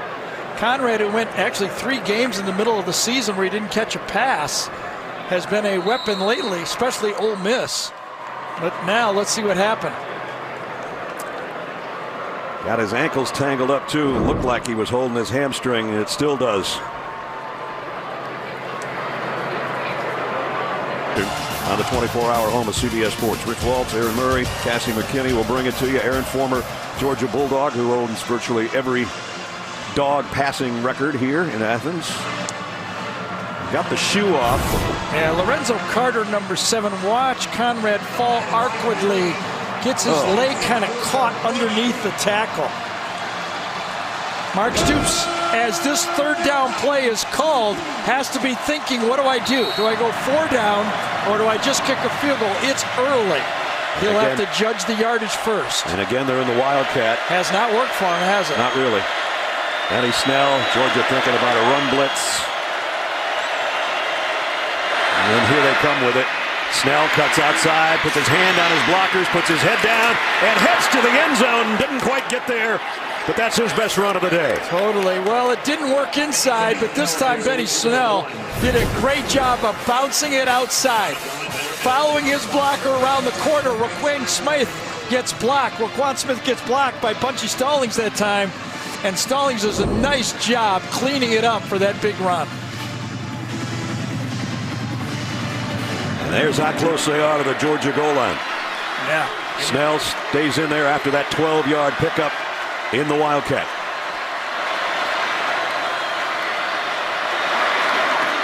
He got him close. He got him in. Touchdown, Kentucky. What a drive. You said they had to score first this half, and they have. 75 yards, and again, the penalty got them started. Got them out into a comfortable spot, and then they just went from there. And remember that one quarterback run by Steven Johnson. I think that lit this team up, but enough up front, especially up front from Drake Jackson, the center. And that was one of the key moves that this Kentucky team made, was putting Drake in at center and moving Stallings back to right guard. McInnes, extra point is good. Point after is good. 11-29. Well, if you're going to do it, you got to mix it up. And this time Eddie Grand did it. Came up with that on-balance line with the delay to the tight end. That did it one way. And then we're questioning whether they should go Wildcat. I think they should go Wildcat. I've been wrong on a lot of stuff today. I think they should give it to Benny Snell for his 16th score of the year, 21-13. The first Saturday of December at Mercedes-Benz Stadium, they can put it up there. But right now they're worried about Kentucky because it's a one-possession game. You know, and you can make the argument if they don't drop the pass at the end of the second quarter, it's less than that. Nico Hardman from the 5. Hardman fires past everybody out to the 40. You talk about no fear. This guy is running a sprint. 35-yard kick return. Watch this guy trust his blocking. Man. You know, he was a little used defensive back until this spring, and they said, maybe he can help us on offense and special teams. I think so. Well, and that gives you the field position now where Georgia's offensive coordinator, Jim Chaney, who goes, all right, I got my whole playbook again to call. I trust Jake Fromm. He's 8 for 12. He's been making every pass. He's under center with Nick Chubb behind him on first down, and it's Chubb. Broke one tackle, cuts outside. Nick Chubb across midfield. Chubb's all the way to the 40-yard line. To the Kentucky 39. Well, Josh Allen missed the tackle. He had Chubb cold. Watch number 41 get up and whiff it. Once he whiffs it, that allows Chubb to make a big play. That should have been stopped for no game. That's the second time in this game Nick Chubb has made one of those dirty runs where you just go, well, that one didn't look like much to start, and he finished it. That was a dirty 21-yarder. And gets Georgia to the 39 of Kentucky. Swift on a jet sweep trying to get to the corner. Blazevich got a block for him, and he's got a first down, pick up the 13. He sure did. You called it. Jeb Blazevich, number 83, another one of those seniors, locks on and doesn't hold. That's the tough part of these. When you're out here, number 83, you got the end man on the line of scrimmage. You got Charlie Werner, number 89, getting to the second level, but the toughest block is Blazevich's, and he gets the edge and allows Swift to get the corner. Georgia trying to come right back down the field and answer the Kentucky touchdown. They've got it at the Cat 25. Oh, little bobble, but Chubb got the handoff. And he made something out of nothing. That could have been a fumble, but Jake got it in his gut. And Nick Chubb goes for 6 yards. Yeah, I always get a little nervous on these motions from the wide receiver. That time, Crumpton, number 16, is going in motion. And if it's not, well, it's real pretty when it's timed out well. But I think the motion bothered the quarterback that time and he missed it, took his eye off it. Georgia moves just inside the Kentucky 20. It's a great answer drive here by Georgia. Kentucky brings a blitz. Nick Chubb's going to try to run through it all and does, down to the 10 or very close. Well, I tell you, this offensive line that was stymied a week ago is answering now. Running towards number 74, the change, Ben Cleveland. He gets a great block along with freshman Andrew Thomas. Those two open the hole, and Chubb says, thank you very much. I get into the secondary. I love it when the first guy I meet has a 7 number from the secondary. Cleveland got a pancake there. You wanted to give away awards, didn't you, to the offensive line? Right. I think that they've got to have a next. That's the next innovation. You watch. And that's Sonny Michel. Under the 9-minute mark. I mean, think about it. Those offensive players have got to be dying every week. Last week, everybody talking about the Tigers being in the hunt and controlling their own destiny. And just a dream sequence. Take you back like 3 weeks ago and somebody said, here's a few teams to keep an eye on, okay? You got Auburn in there. Well, you know, you were supposed to give me time to get there. Well, I'm just going straight to the right. We practiced this, I thought, okay? Let me just ask you a question then, smarty pants. If Auburn wins out and they beat this Georgia team and Alabama and come back probably and beat Georgia again and are the SEC champs, you telling me the committee has enough guts not to put them in the playoff? That was October 28th. That was my partner. And here you are being correct. Right. Correct about that, wrong about every replay of the game so far. You're 0 for about 3 on those, exactly. But that was pretty good. And, of course, Georgia trying to... Seemed to be a few more people saying Auburn's alive now. Yeah, exactly. That was prior to that Georgia game, right? Georgia would like to play Auburn again. They know they're going to play Auburn or Alabama. They'd like to get some payback from a week ago, but right now they have the lead on Kentucky as they look for their 10th win of the year. See, Brett, well, you committee, okay? I've toned it down, okay? This was the second playoff formula right there. Those were the top 10 teams, and of course a couple of teams got knocked out. It was rearranged with Georgia still in the top 10 even though they lost the game, but now Alabama, and I think the top 7 for sure. The top 7 control their fate. If they win out, they're going to be one of the 4 teams. I think there's one more team that has a chance, barring complete chaos. I'm going to ask you who that is in a second. Play action, Johnson down the middle. Good throw and catch. Yeah, okay, who's the other team? I think the last team that has a chance to get in there with just a little bit is Ohio State. If they beat Michigan and Wisconsin, okay, if Alabama wins out and if Oklahoma loses in the Big 12 championship, I think Ohio State is going to get it in again, and they're the luckiest team I've ever seen in my life. Didn't they get smacked around in Iowa, though, at Kinnick Stadium? Come on. But I tell you what, though, they're going to be the Big Ten champs, and there's going to be other teams that, who do you do? What do you do? Food for thought. Here's King in the Wildcat. Got about 3. Roquan Smith made another tackle for Georgia. I mean, I'd say who gets in if that scenario happens, because they will beat Wisconsin to get there. Remember, Wisconsin team. They will beat Michigan, Wisconsin the last 2 weeks. Now, the key, I think, for Ohio State, ironically, is Alabama has to win out. Because if Alabama doesn't win out, if they lose next week, Alabama could be sitting there with a path over Ohio State. Do you ever sleep at night? Thinking up these scenarios? That's true. Little shake and bake by Saheem King. Going to bring up a 3rd down, though. DeAndre Baker made the stop. Well, let's see if Kentucky can gear back up. I mean, there's nobody tougher than the Stoops brothers, right? To be coming out of Youngstown, all of them. Bobby, Mike, and Mark and his football team has answered at the start. They need to answer again, because it can get demoralizing when a team goes 6 plays, 60 yards without throwing the ball. 3rd down and 4. Need to get to the 47 of Georgia for a 1st down. Walker, the motion man, to and from the top of your screen. Johnson waits too long. The ball is out. Kentucky, I think, covered it. But Georgia finally gets to the Kentucky quarterback, and he's still down. Well, DeAndre Walker that time, number 15, came around the corner with a blur. Made the play, and that's what forced the fumble. He beat Asafo Adjei that time, and that tight corner was what caused the fumble. Johnson shaken up on the play. And now punting situation for Matt Panton. That's the one thing that Georgia was never able to do to Auburn. Get them in that situation where their pass rushers could make a difference. Perry Godwin back deep for Georgia. Going to field it around the 14 with a fair catch. And that's where the Dogs go back to work as their defense does its job. Georgia with the sack and the forced fumble, forcing the punt. The Dogs have it back on offense when we come back.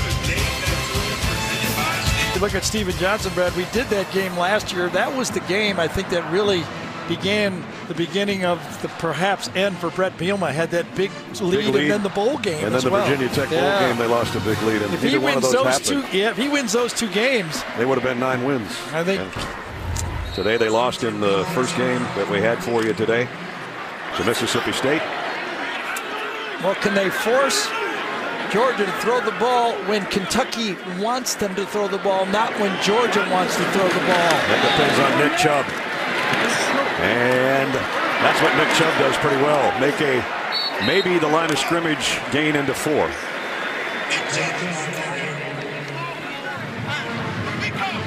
You were talking about those offensive linemen and the Pancake Award, and our colleague Aaron Taylor just reminded me Georgia's offensive line was a midseason honor rollee for the Joe Moore Award, which goes to the most outstanding offensive line in the country. So, and I think last year's offensive line for Kentucky was a semifinalist with their great center Joe Toth. Georgia's offensive line coach Sam Pittman, and when he was at Arkansas, their unit was up for that, a finalist in 2015. So AT's watching someplace, giving us good, Didn't that Ward isn't that AT's college coach, his offensive line coach, I think, was Joe Moore. That's right. Yep. Here, 3rd down and 4. Let's see if Georgia's big eaters up front can either protect Jake Fromm or move the pile. Here's the opportunity. They worked hard to get it into a passing situation. The only thing that could be here is, remember, the last time in this situation they went quarterback draw. And he's got Sonny Michel, who knows how to find a little crease if they give it to him. Fromm waits and throws, and a nice defensive play at the last second by Lonnie Johnson out there on the corner. Well, Lonnie Johnson has earned the starting job, beat out Chris Westry, number 21, the corner who had been starting since a true freshman. Johnson's come in, the junior college player, and has earned that spot. Got beat for a tough touchdown at the end of that Ole Miss game when he had perfect coverage. But otherwise, he's been pretty good and pretty sound with his coverage. Punting situation for Nizilik. Walker waits on it and takes it in at the 35-yard line with just over 4 minutes remaining in the 3rd quarter. Confident on the field and in the classroom. Here's today's Scholar Athletes, presented by Quicken Loans. Austin McInnes, the kicker for Kentucky, and Cameron Nizilik, who luckily came back after being roughed up in the 1st quarter, the punter for Georgia. Quicken Loans' commitment to the University of our future is shown by donating $1,000 to Kentucky and Georgia's General Scholarship Fund. Congratulations to those 2 young men. So Kentucky's defense did what it had to do, and now their offense at the 35-yard line, trailing by 15. And they reestablished the running game. I really think that's a big part of this football game for Kentucky to get back in it. And that's been Benny Snell for the most part. And here's some more of Benny Snell following his blockers. Looks like could have been almost another face mask. He had to adjust his helmet there and got the corner before he's knocked out of bounds. Allie? Guys, after the last series, Steven Johnson was shaken up. They did check him for whiplash and say he was okay to go back in. Also, C.J. Conrad is limping his way back onto the field. He went to the locker room to get x-rays on his left foot. He still can barely put weight on it, and he's in a boot right now. Oh, yeah, he's not coming back anytime soon. It's too bad. He's still cheering on the sideline, though, for the guys that are out there. 2nd and 3. Snell got popped and spins for a first down. You know, that's Georgia, I think, 26th rush attempt, no, 27th rush attempt in the football game. They still have not rushed for 100 yards in the game. You know, they struggled a little bit running the ball against Florida and Mississippi State, two other tough rush defenses. They've been more successful against the teams everybody runs the ball against. Missouri, Tennessee, Ole Miss, and Vandy. That's where they had their big ones. They have no other path. They need to help the protection with the run game. Bowden and the Wildcat, again, they run the quarterback across. Bowden can throw, and he is going to zip it as far as he can into coverage. And Georgia's got it. Intercepted by Aaron Davis.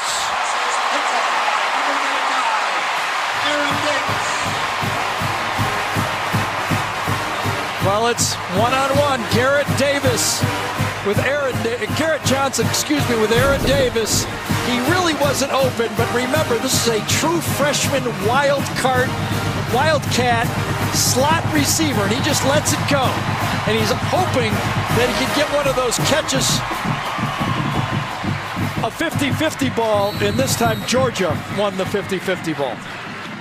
Senior grad student, and he's got the Spike Award over there on the sideline.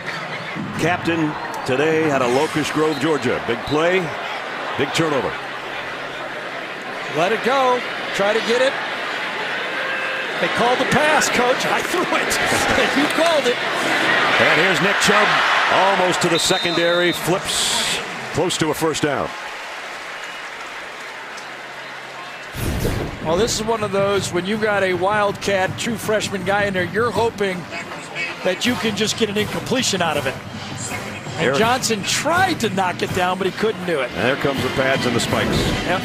That's what I said. The offense needs one of those. A coach is going to come up with this idea so that the offensive guys can have some fun too. I think real pancakes is good, though, not golden painted ones. There you go. Second and a yard. Nick Chubb gets the yard and about 4 more. The first down, Georgia, 28-13 here. Zook's got an update in New York.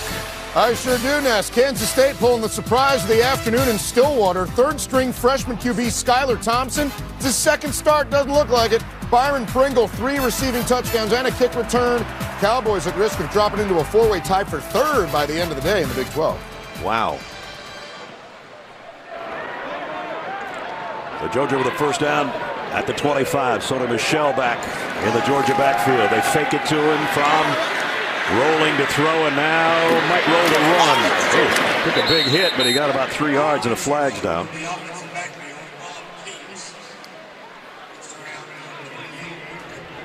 Holding. Offense. Number 71. 10-yard penalty. Still first down. Andrew Thomas, the freshman tackle. Here's the hit that Jake Fromm takes at the end of this play. Yeah, he needs to learn to get down. He's got a lot of big games coming up here that, the Georgia Tech game will be theoretically one of those games that they need him on, and you've got to know when to risk it on those plays, and that would have been one to slide. You got to do a Kenny Rogers. You got to know when to fold him and know when to hold him. And he didn't on that one. He didn't fold quick enough. He went all in, and he shouldn't have. So it's 1st and 20, back at the 15. Draw play, Sonny Michel. Cuts it up for about 3 and another flag down. Boy, if this is back-to-back holdings, Kirby's going to blow a gasket. Well, I think it's going to be. The question here is, do you take this one? It'll be a 7-yard penalty. Penalty is declined. Right. Second down. I think that was the smart play by Mark Stoops. When the ball is lined up on the 15-yard line, you're going to get a 7-yard or 7.5-yard penalty. You might as well take the down. Final minute of the third quarter.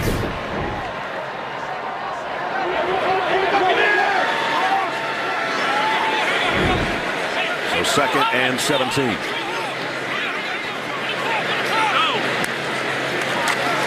Nick Chubb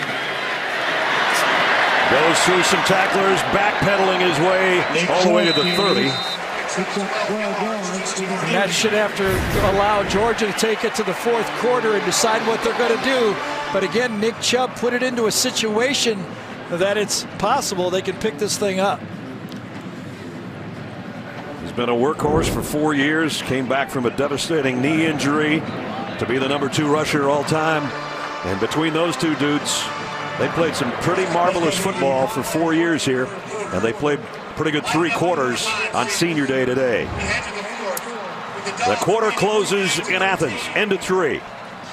Georgia in front, 28-13. We'll return to Athens, Sanford Stadium after this message and a word from your local station.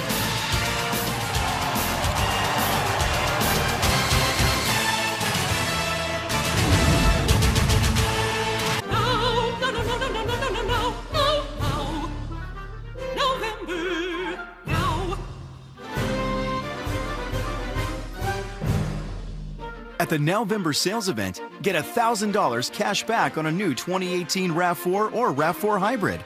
Or save big with 0% financing for 60 months. Hurry and get these great offers now. We make it easy. Toyota, let's go places. Game Day on CBS 2 is sponsored by your Southern California Toyota dealers.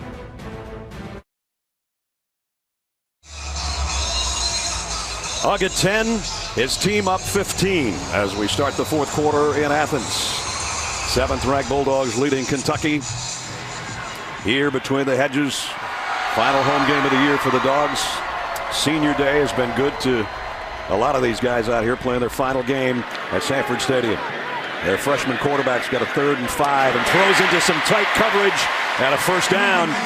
And Georgia trying to move down for more points. Welcome back. 4th quarter starts. Brad Nessler, Gary Danielson, Nick Chubb, Sony Michel, Jake Fromm. It's following the pattern right now. Totally. In that 3rd quarter, for the whole game, Kentucky has rushed for 98 yards. In the 3rd quarter, Georgia rushed for 94 yards. That's allowed Fromm to sit back there with the time to pick his throws. Kentucky, when they throw, they're getting the pass rush. You know, you called it a week ago when I asked you, what's the key to the game? Stop the run. Stop the run, don't let them throw well, over the top. I hate to say it, but it is true, you know.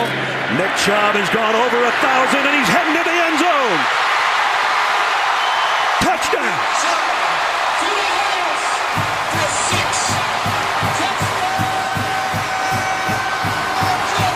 What a way to hit 1,000 and then hit 45 more later. Chubb gets a touchdown, and Isaiah Wynn, number 71, gets the pancakes. Watch this guy right here. Left tackle, 77, gets the block to the outside, stays on his block long enough to allow the play, doesn't hold, and unfortunately, it was Josh Allen again who was in the middle of the play. Blankenship for the point after. And I think Isaiah can handle some pancakes. Up and good. Point after is good. Nick Chubb took it 65 yards for the score. He lifted up Nick Chubb afterwards, but when your big left tackle gets the block. And now it's time for our Geico game recap. Well, it's been a good one here for the seniors. Lorenzo Carter coming out before the game. Guy that could have gone to the NFL a year ago, came back to have one more shot. So Aaron Davis, he's got that ball in hand. He also had this ball in hand. His first interception of the season on Senior Day. Old dogs, new tricks. Yep. And then some other dogs, the dynamic duo of Nick Chubb and Sony Michel. That's Nick's first one in the first half. Here's Sony Michel doing his thing. 83 yards and 2 touchdowns. Chubb just added a 55-yarder a little while ago, and it's been Benny, and his great uncle was a Jet, but Benny Snell's been sensational. He's been the workhorse for Kentucky, but there hasn't been enough help from other skill position players. And then the Wizard of Warner Robins, Houston County High School, Jake Fromm throws a dart to Javon Wims, and Georgia mixing it well. The run, the play action, and then the home run ball right there. Javon Wims, another senior. Good Senior Day, 35-13 right now with 14-17 to go. If we could get a couple more orders of pancakes, I'll show you why we're going to need them, okay, after this. You got somebody else other than Wynn? I think so, okay. Yeah. 2 more orders, please, of flapjacks. The kick will go to the goal line to Lynn Bowden. Bowden got to the 20 and out to the 21. Watch center Lamont Gilliard and Kendall Baker, number 53 and 65, do a beautiful combo block to the second level, and then you get Chubb going right between them before he bounces out. Watch this. Combos. Fit it, and then come off it, and then split it. Watch him split it, and then bounce out. That is pretty. I bet you Aaron Taylor just texted you again. Look at your phone. You can't do any better than that. And Nick Chubb, with that carry, goes over 1,000 yards on the season. It's his 23rd career 100-plus game. And 35-13 our score. Snell, nothing. We're going to have the Cracker Barrel Pancake Award. Right? That's pretty good company. He's number 2 to Herschel in just about everything. You see that cut? He split and trusted the hole, and then he saw the safety get cut laterally, and the impressive spot. After that knee injury, turned on the Jets. Yeah. Yes, that was a lot. You put that into some tape, and somebody in the NFL is going to say, all right, I'll take a chance on you. Trying to throw a screen, Johnson, and he throws it in the dirt. That one was read beautifully by Roquan Smith and company, and he really never had any place to go with it. Trenton Thompson was putting the pressure on him. Big Trent will come out and get a breather for a play or two. Yeah, they're going to put their pass rush unit back in on this one.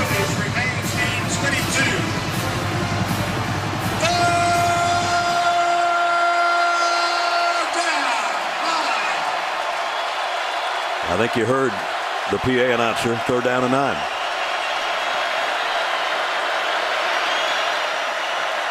They bring a delayed blitz, and they almost got to Johnson. He got away somehow, but he still got leveled at the line of scrimmage. Yeah, Malcolm Parrish comes off that short corner.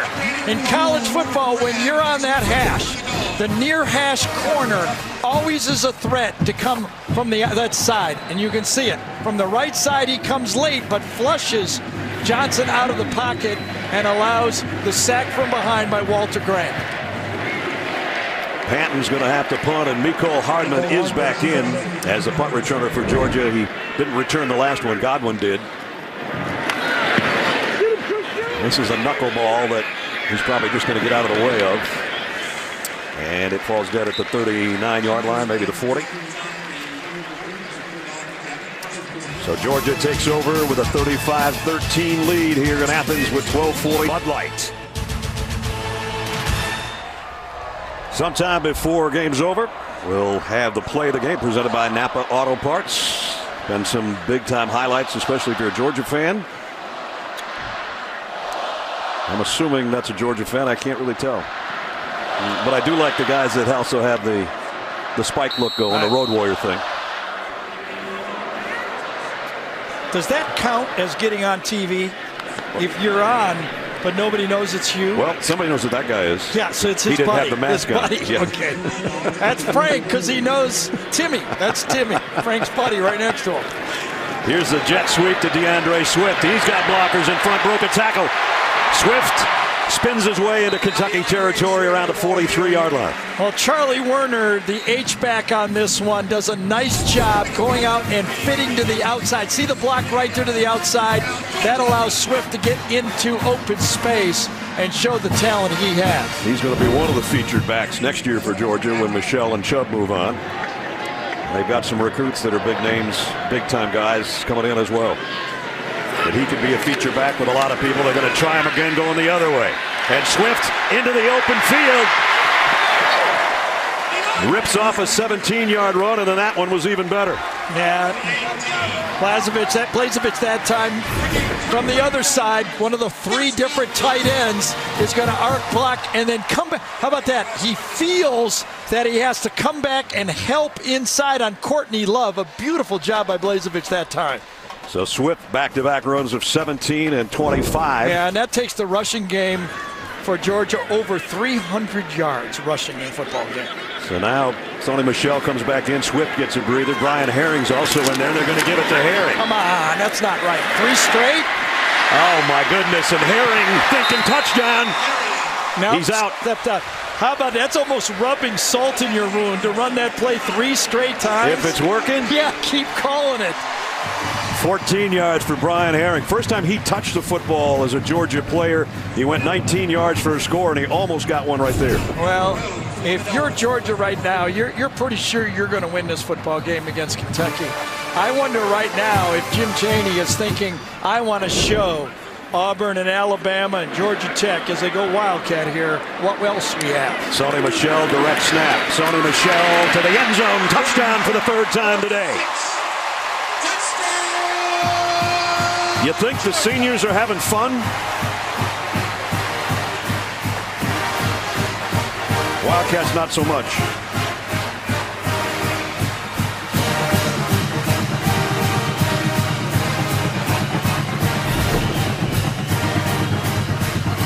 Third time number 1 has been in the end zone today as he blasts his way in to cap a 60-yard drive in just 4 plays. Jeez. That's tough. That's a Kentucky fan that's sleeping. Blankenship in for the point after. He's going to need to ice his leg down just from extra points. Up and good. And I think about still in this position, Mark Stoops building this football program. I mean, it's come a long way, you know, but against the big guys, he still hasn't gotten that signature win. Here, great day for the seniors. You never forget your senior day, but when it's this good, you definitely won't forget it. Nick Chubb, 151-2. Sony Michel, 87-3. Aaron Davis had an interception. And just some of the seniors that are shining here in now the nighttime of Athens, Georgia. Yeah, and I'm wondering as I watch this, what is the Georgia fan thinking? Okay, they're happy about this game. But what's going through their mind as they watch Georgia run the ball, play a great football game, thinking about what happened to them to Auburn and the fact that they're going to face Auburn or Alabama for the championship? Well, the thing that took away was any wiggle room they had. Now they just got to keep on winning. Let's check in with Allie. Guys, a really emotional moment here on the sideline for Georgia as senior Isaiah Wynn sort of took everybody together on the offense, the linemen, the running backs, and he just gave them all a big hug. The whole team was standing up, just telling each other how thankful they were for one another, and it all goes back to what Sony Michel told us when we talked to him this week, and he said, the reason we came back is because we knew we had an opportunity to do great things, but we all just love each other too. It's good guys that have a chance to really do something great. So a feeling of love and admiration on this Georgia sideline. They're on their way to their 38th win together, which is pretty impressive as well. Sony told us it's just fun to win. You can tell they're having fun on the sideline. Here's Snell. You know, the thing, talking about Mark Stoops again, Brad, we were there. Remember when Wisconsin made that next step with Barry Alvarez back in 1992? They beat Ohio State. Oh, yeah. Remember that? Yeah. That's what I think Mark needs for this Kentucky team. He needs a signature win. I know they beat Louisville. I know they beat South Carolina. But they need that one win to turn it all around. The year after that, when they beat Ohio State, they played in the Rose Bowl. That's right. Second and 6 for Snell.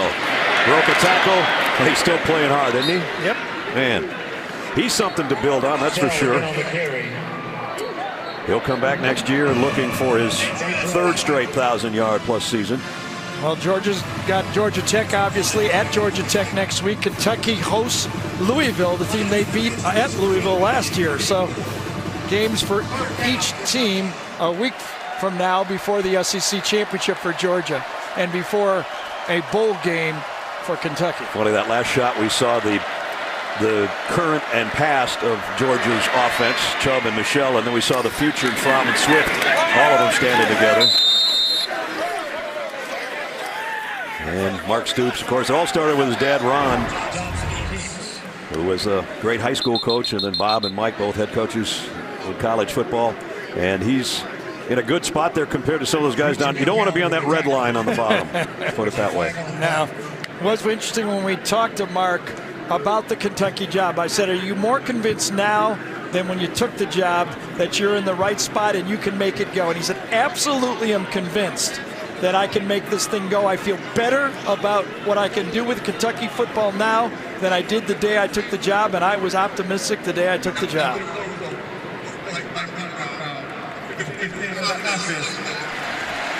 And flag is on Kentucky, and Steven Johnson's going, what did I do? I think Steven Johnson threw a little Gordie Howe at him. Elbow. You got an elbow. He didn't think he'd get seen, but it was just one of those little nudges that the official was standing right there. Watch at the end of this play when he gets back up.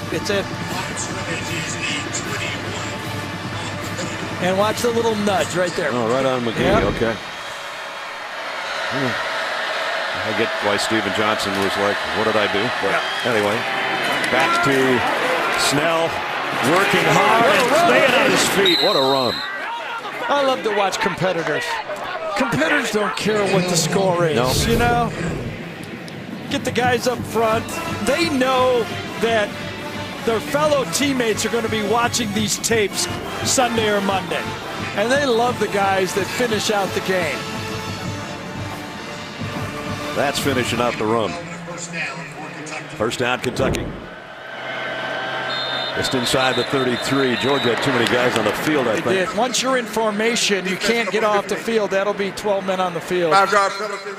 First down. You know, more that I was talking about, Georgia fan, is not just, I think when they look at this game and they saw what happened against Auburn, they're going, okay, we can beat the East guys, but do we have enough to beat the West guys? You know, I mean, you know a lot of Georgia fans. I saw a lot of them in the hotel. Not one of them said one word about last week except that we got the dog beat out of us, right? Exactly. Okay? And I think they're wondering, okay, we ran for 300 against these guys, but can we do that against Auburn or Alabama? And we asked some of the players yesterday, do you want another shot at Auburn? And to a man, they said, you bet we do. Sure. They know how many bad mistakes, bad penalties, stupid plays they had in that game. But right now, this is quite a rebound. It's what they needed for sure.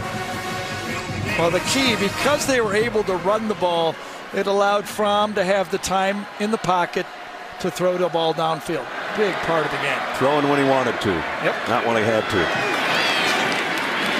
Snell, that's a tough 1 yard, maybe 2. Benny's not quitting. And he's approaching 100 yards. 94 on 22 carries. Well, he's setting records at Kentucky that, you know, I mean, you look at him, what he's done in 2 years, incredible type of stats he's putting up there, and he's going to hit 2 more games this year to throw more yards up there. Yeah. 3rd and 5. Juice Johnson in motion into a slot. Steven Johnson to throw out in the flat. Completes it. It's going to be a first down, and nice reboot there by Juice Johnson to pick up a couple extra yards. Well, this team lost Dorian Baker, one of their receivers, but Garrett Johnson has come through. He's over 2,000 yards career, 4th all-time with 149 receptions in his career than what he's done today. And then there's really 4 true freshmen on this lineup that in the future are going to be lining up there. If your first or second team is a true freshman or wide receiver, you got a bright future. And this is King. Stopped at the line of scrimmage. 2nd down and 10. Well, when you're not talking about who's going to make it to the college football playoff, everybody else is talking about coaches. Nice. Who might have a job somewhere else next year. There's some of the hot names going on. Yeah, when I do these interviews, and I know you have to do them too, they ask one question about football, and they go right to playoffs and then to coaches. Yep. Every time. 2nd down and 9. Johnson's going to go deep near sideline. Overshot his intended receiver. Was looking for a flag and didn't get it. You know, talking about Mark Stoops, actually, I talked to Mitch Barnhart, their athletic director, before the game. I said, you know, someday somebody's going to come after Stoops. Right, he said, we're trying to keep him as happy as we can. You know, they bumped their salary for the assistant coaches and the facilities and all that at Kentucky. If he's just looking at salaries, he's probably pretty happy. I'll tell you that. He's making good money. But the cascade could start rolling if a Dan Mullen or a Mike Gundy start taking job. And then once jobs start going, they start flowing every different direction. Well, there was talk about Jimbo Fisher and Texas A&M, and if that happened, would they Mark Stoops be a candidate at Florida State? There's all kinds of stuff you can talk about.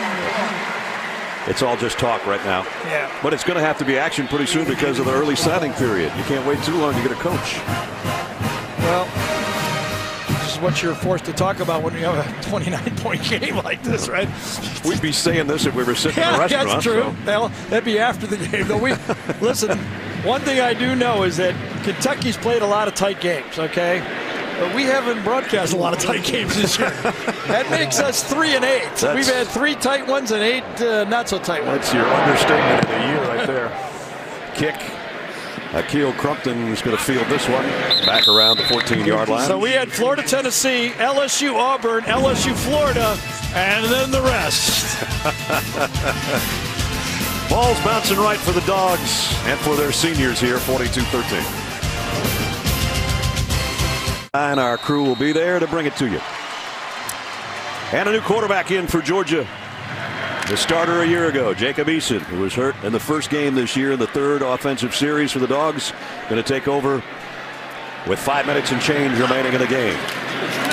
Here's DeAndre Swift again. They ran it 3 times on the last series. That time they slow it down a little bit. Yeah, that's 4 out of the last 5 plays they've ran the jet sweep.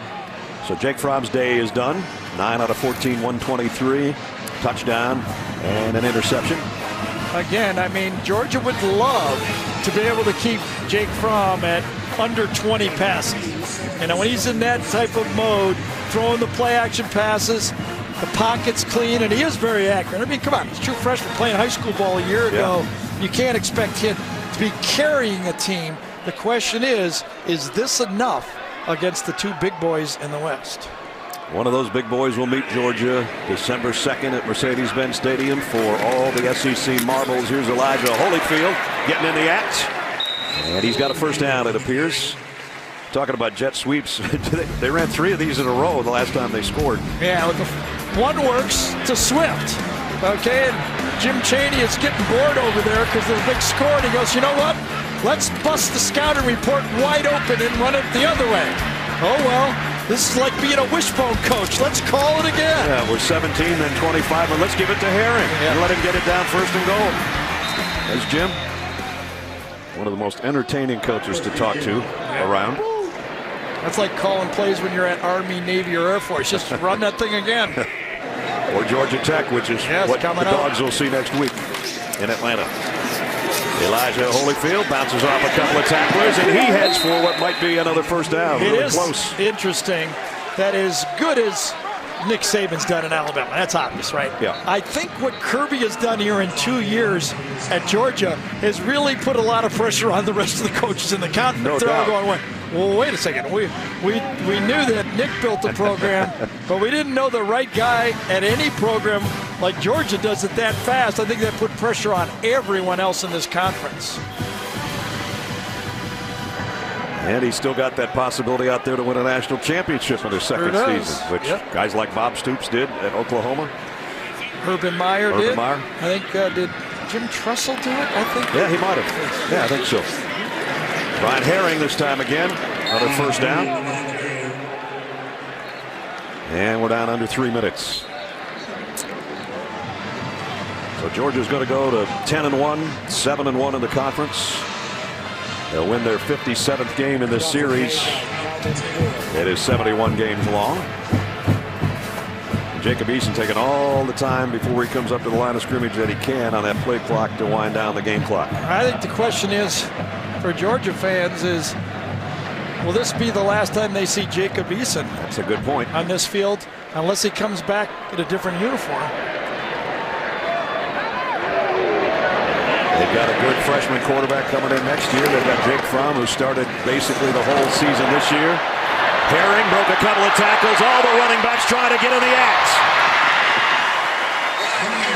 And Georgia just rolling up rushing yardage now against Kentucky. Yeah, I don't want to. The word is not garbage time, because when you work this hard to block up front, and you got everybody in there. But right now, this is a disillusioned Kentucky team. They want to get the football game over and move on and play Louisville right now.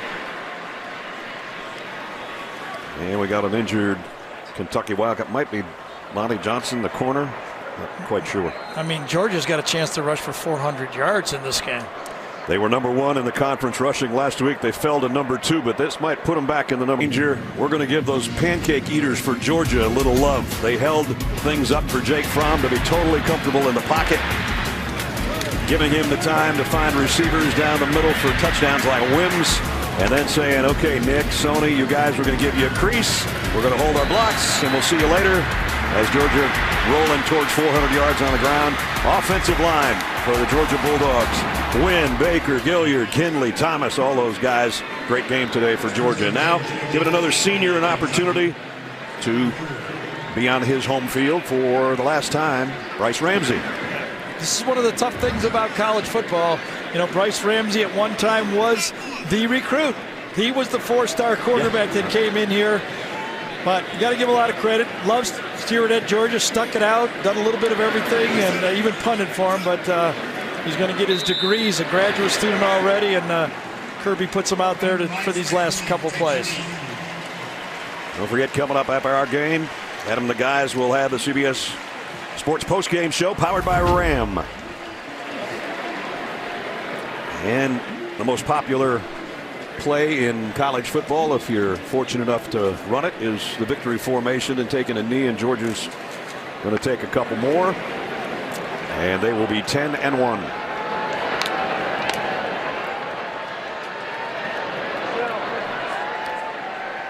Christian Payne in there too as a protector, number 47. Give him a little love. The fullback doesn't carry it a lot, but he sticks his nose in as a lead blocker a lot of the time over his 4 years in Athens. Kirby Smart's 10-1. Kentucky falls to 7-4. And now it's just a Georgia Tech game away for Georgia before heading to the SEC championship game against the winner of Auburn, Alabama in the Iron Bowl next Saturday. Happy seniors. And why not? What a way to bounce back from their only loss of the season. Big time win on their home field, 42-13. The winning coach is with Allie.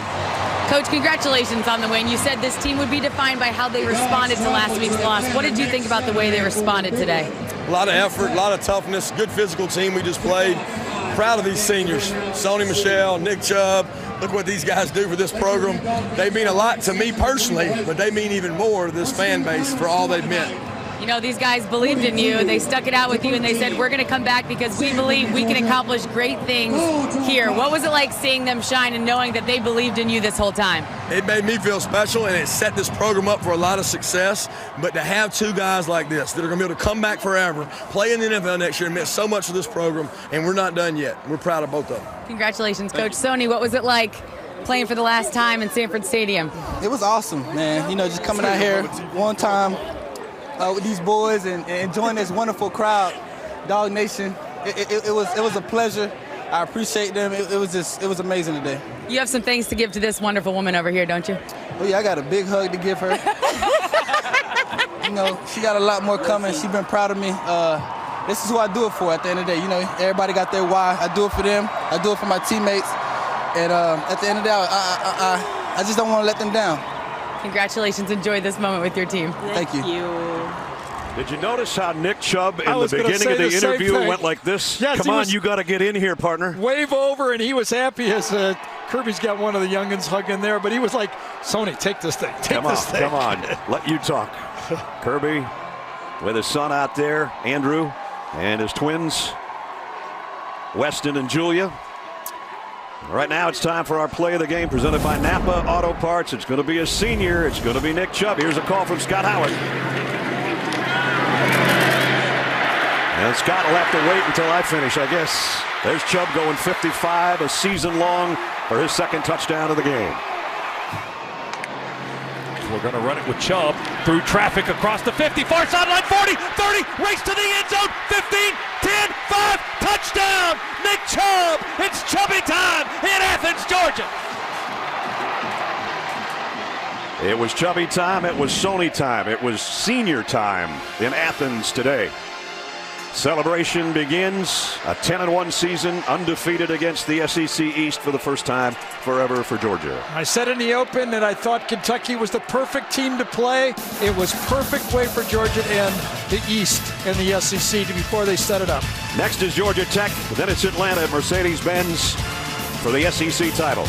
That's going to wrap it up for Gary Danielson, Allie LaForce, Brad Nessler saying so long from Athens. 42-13, 7th-ranked Dogs win. College football postgame show powered by Ram is up next, right after these messages. So long from Athens.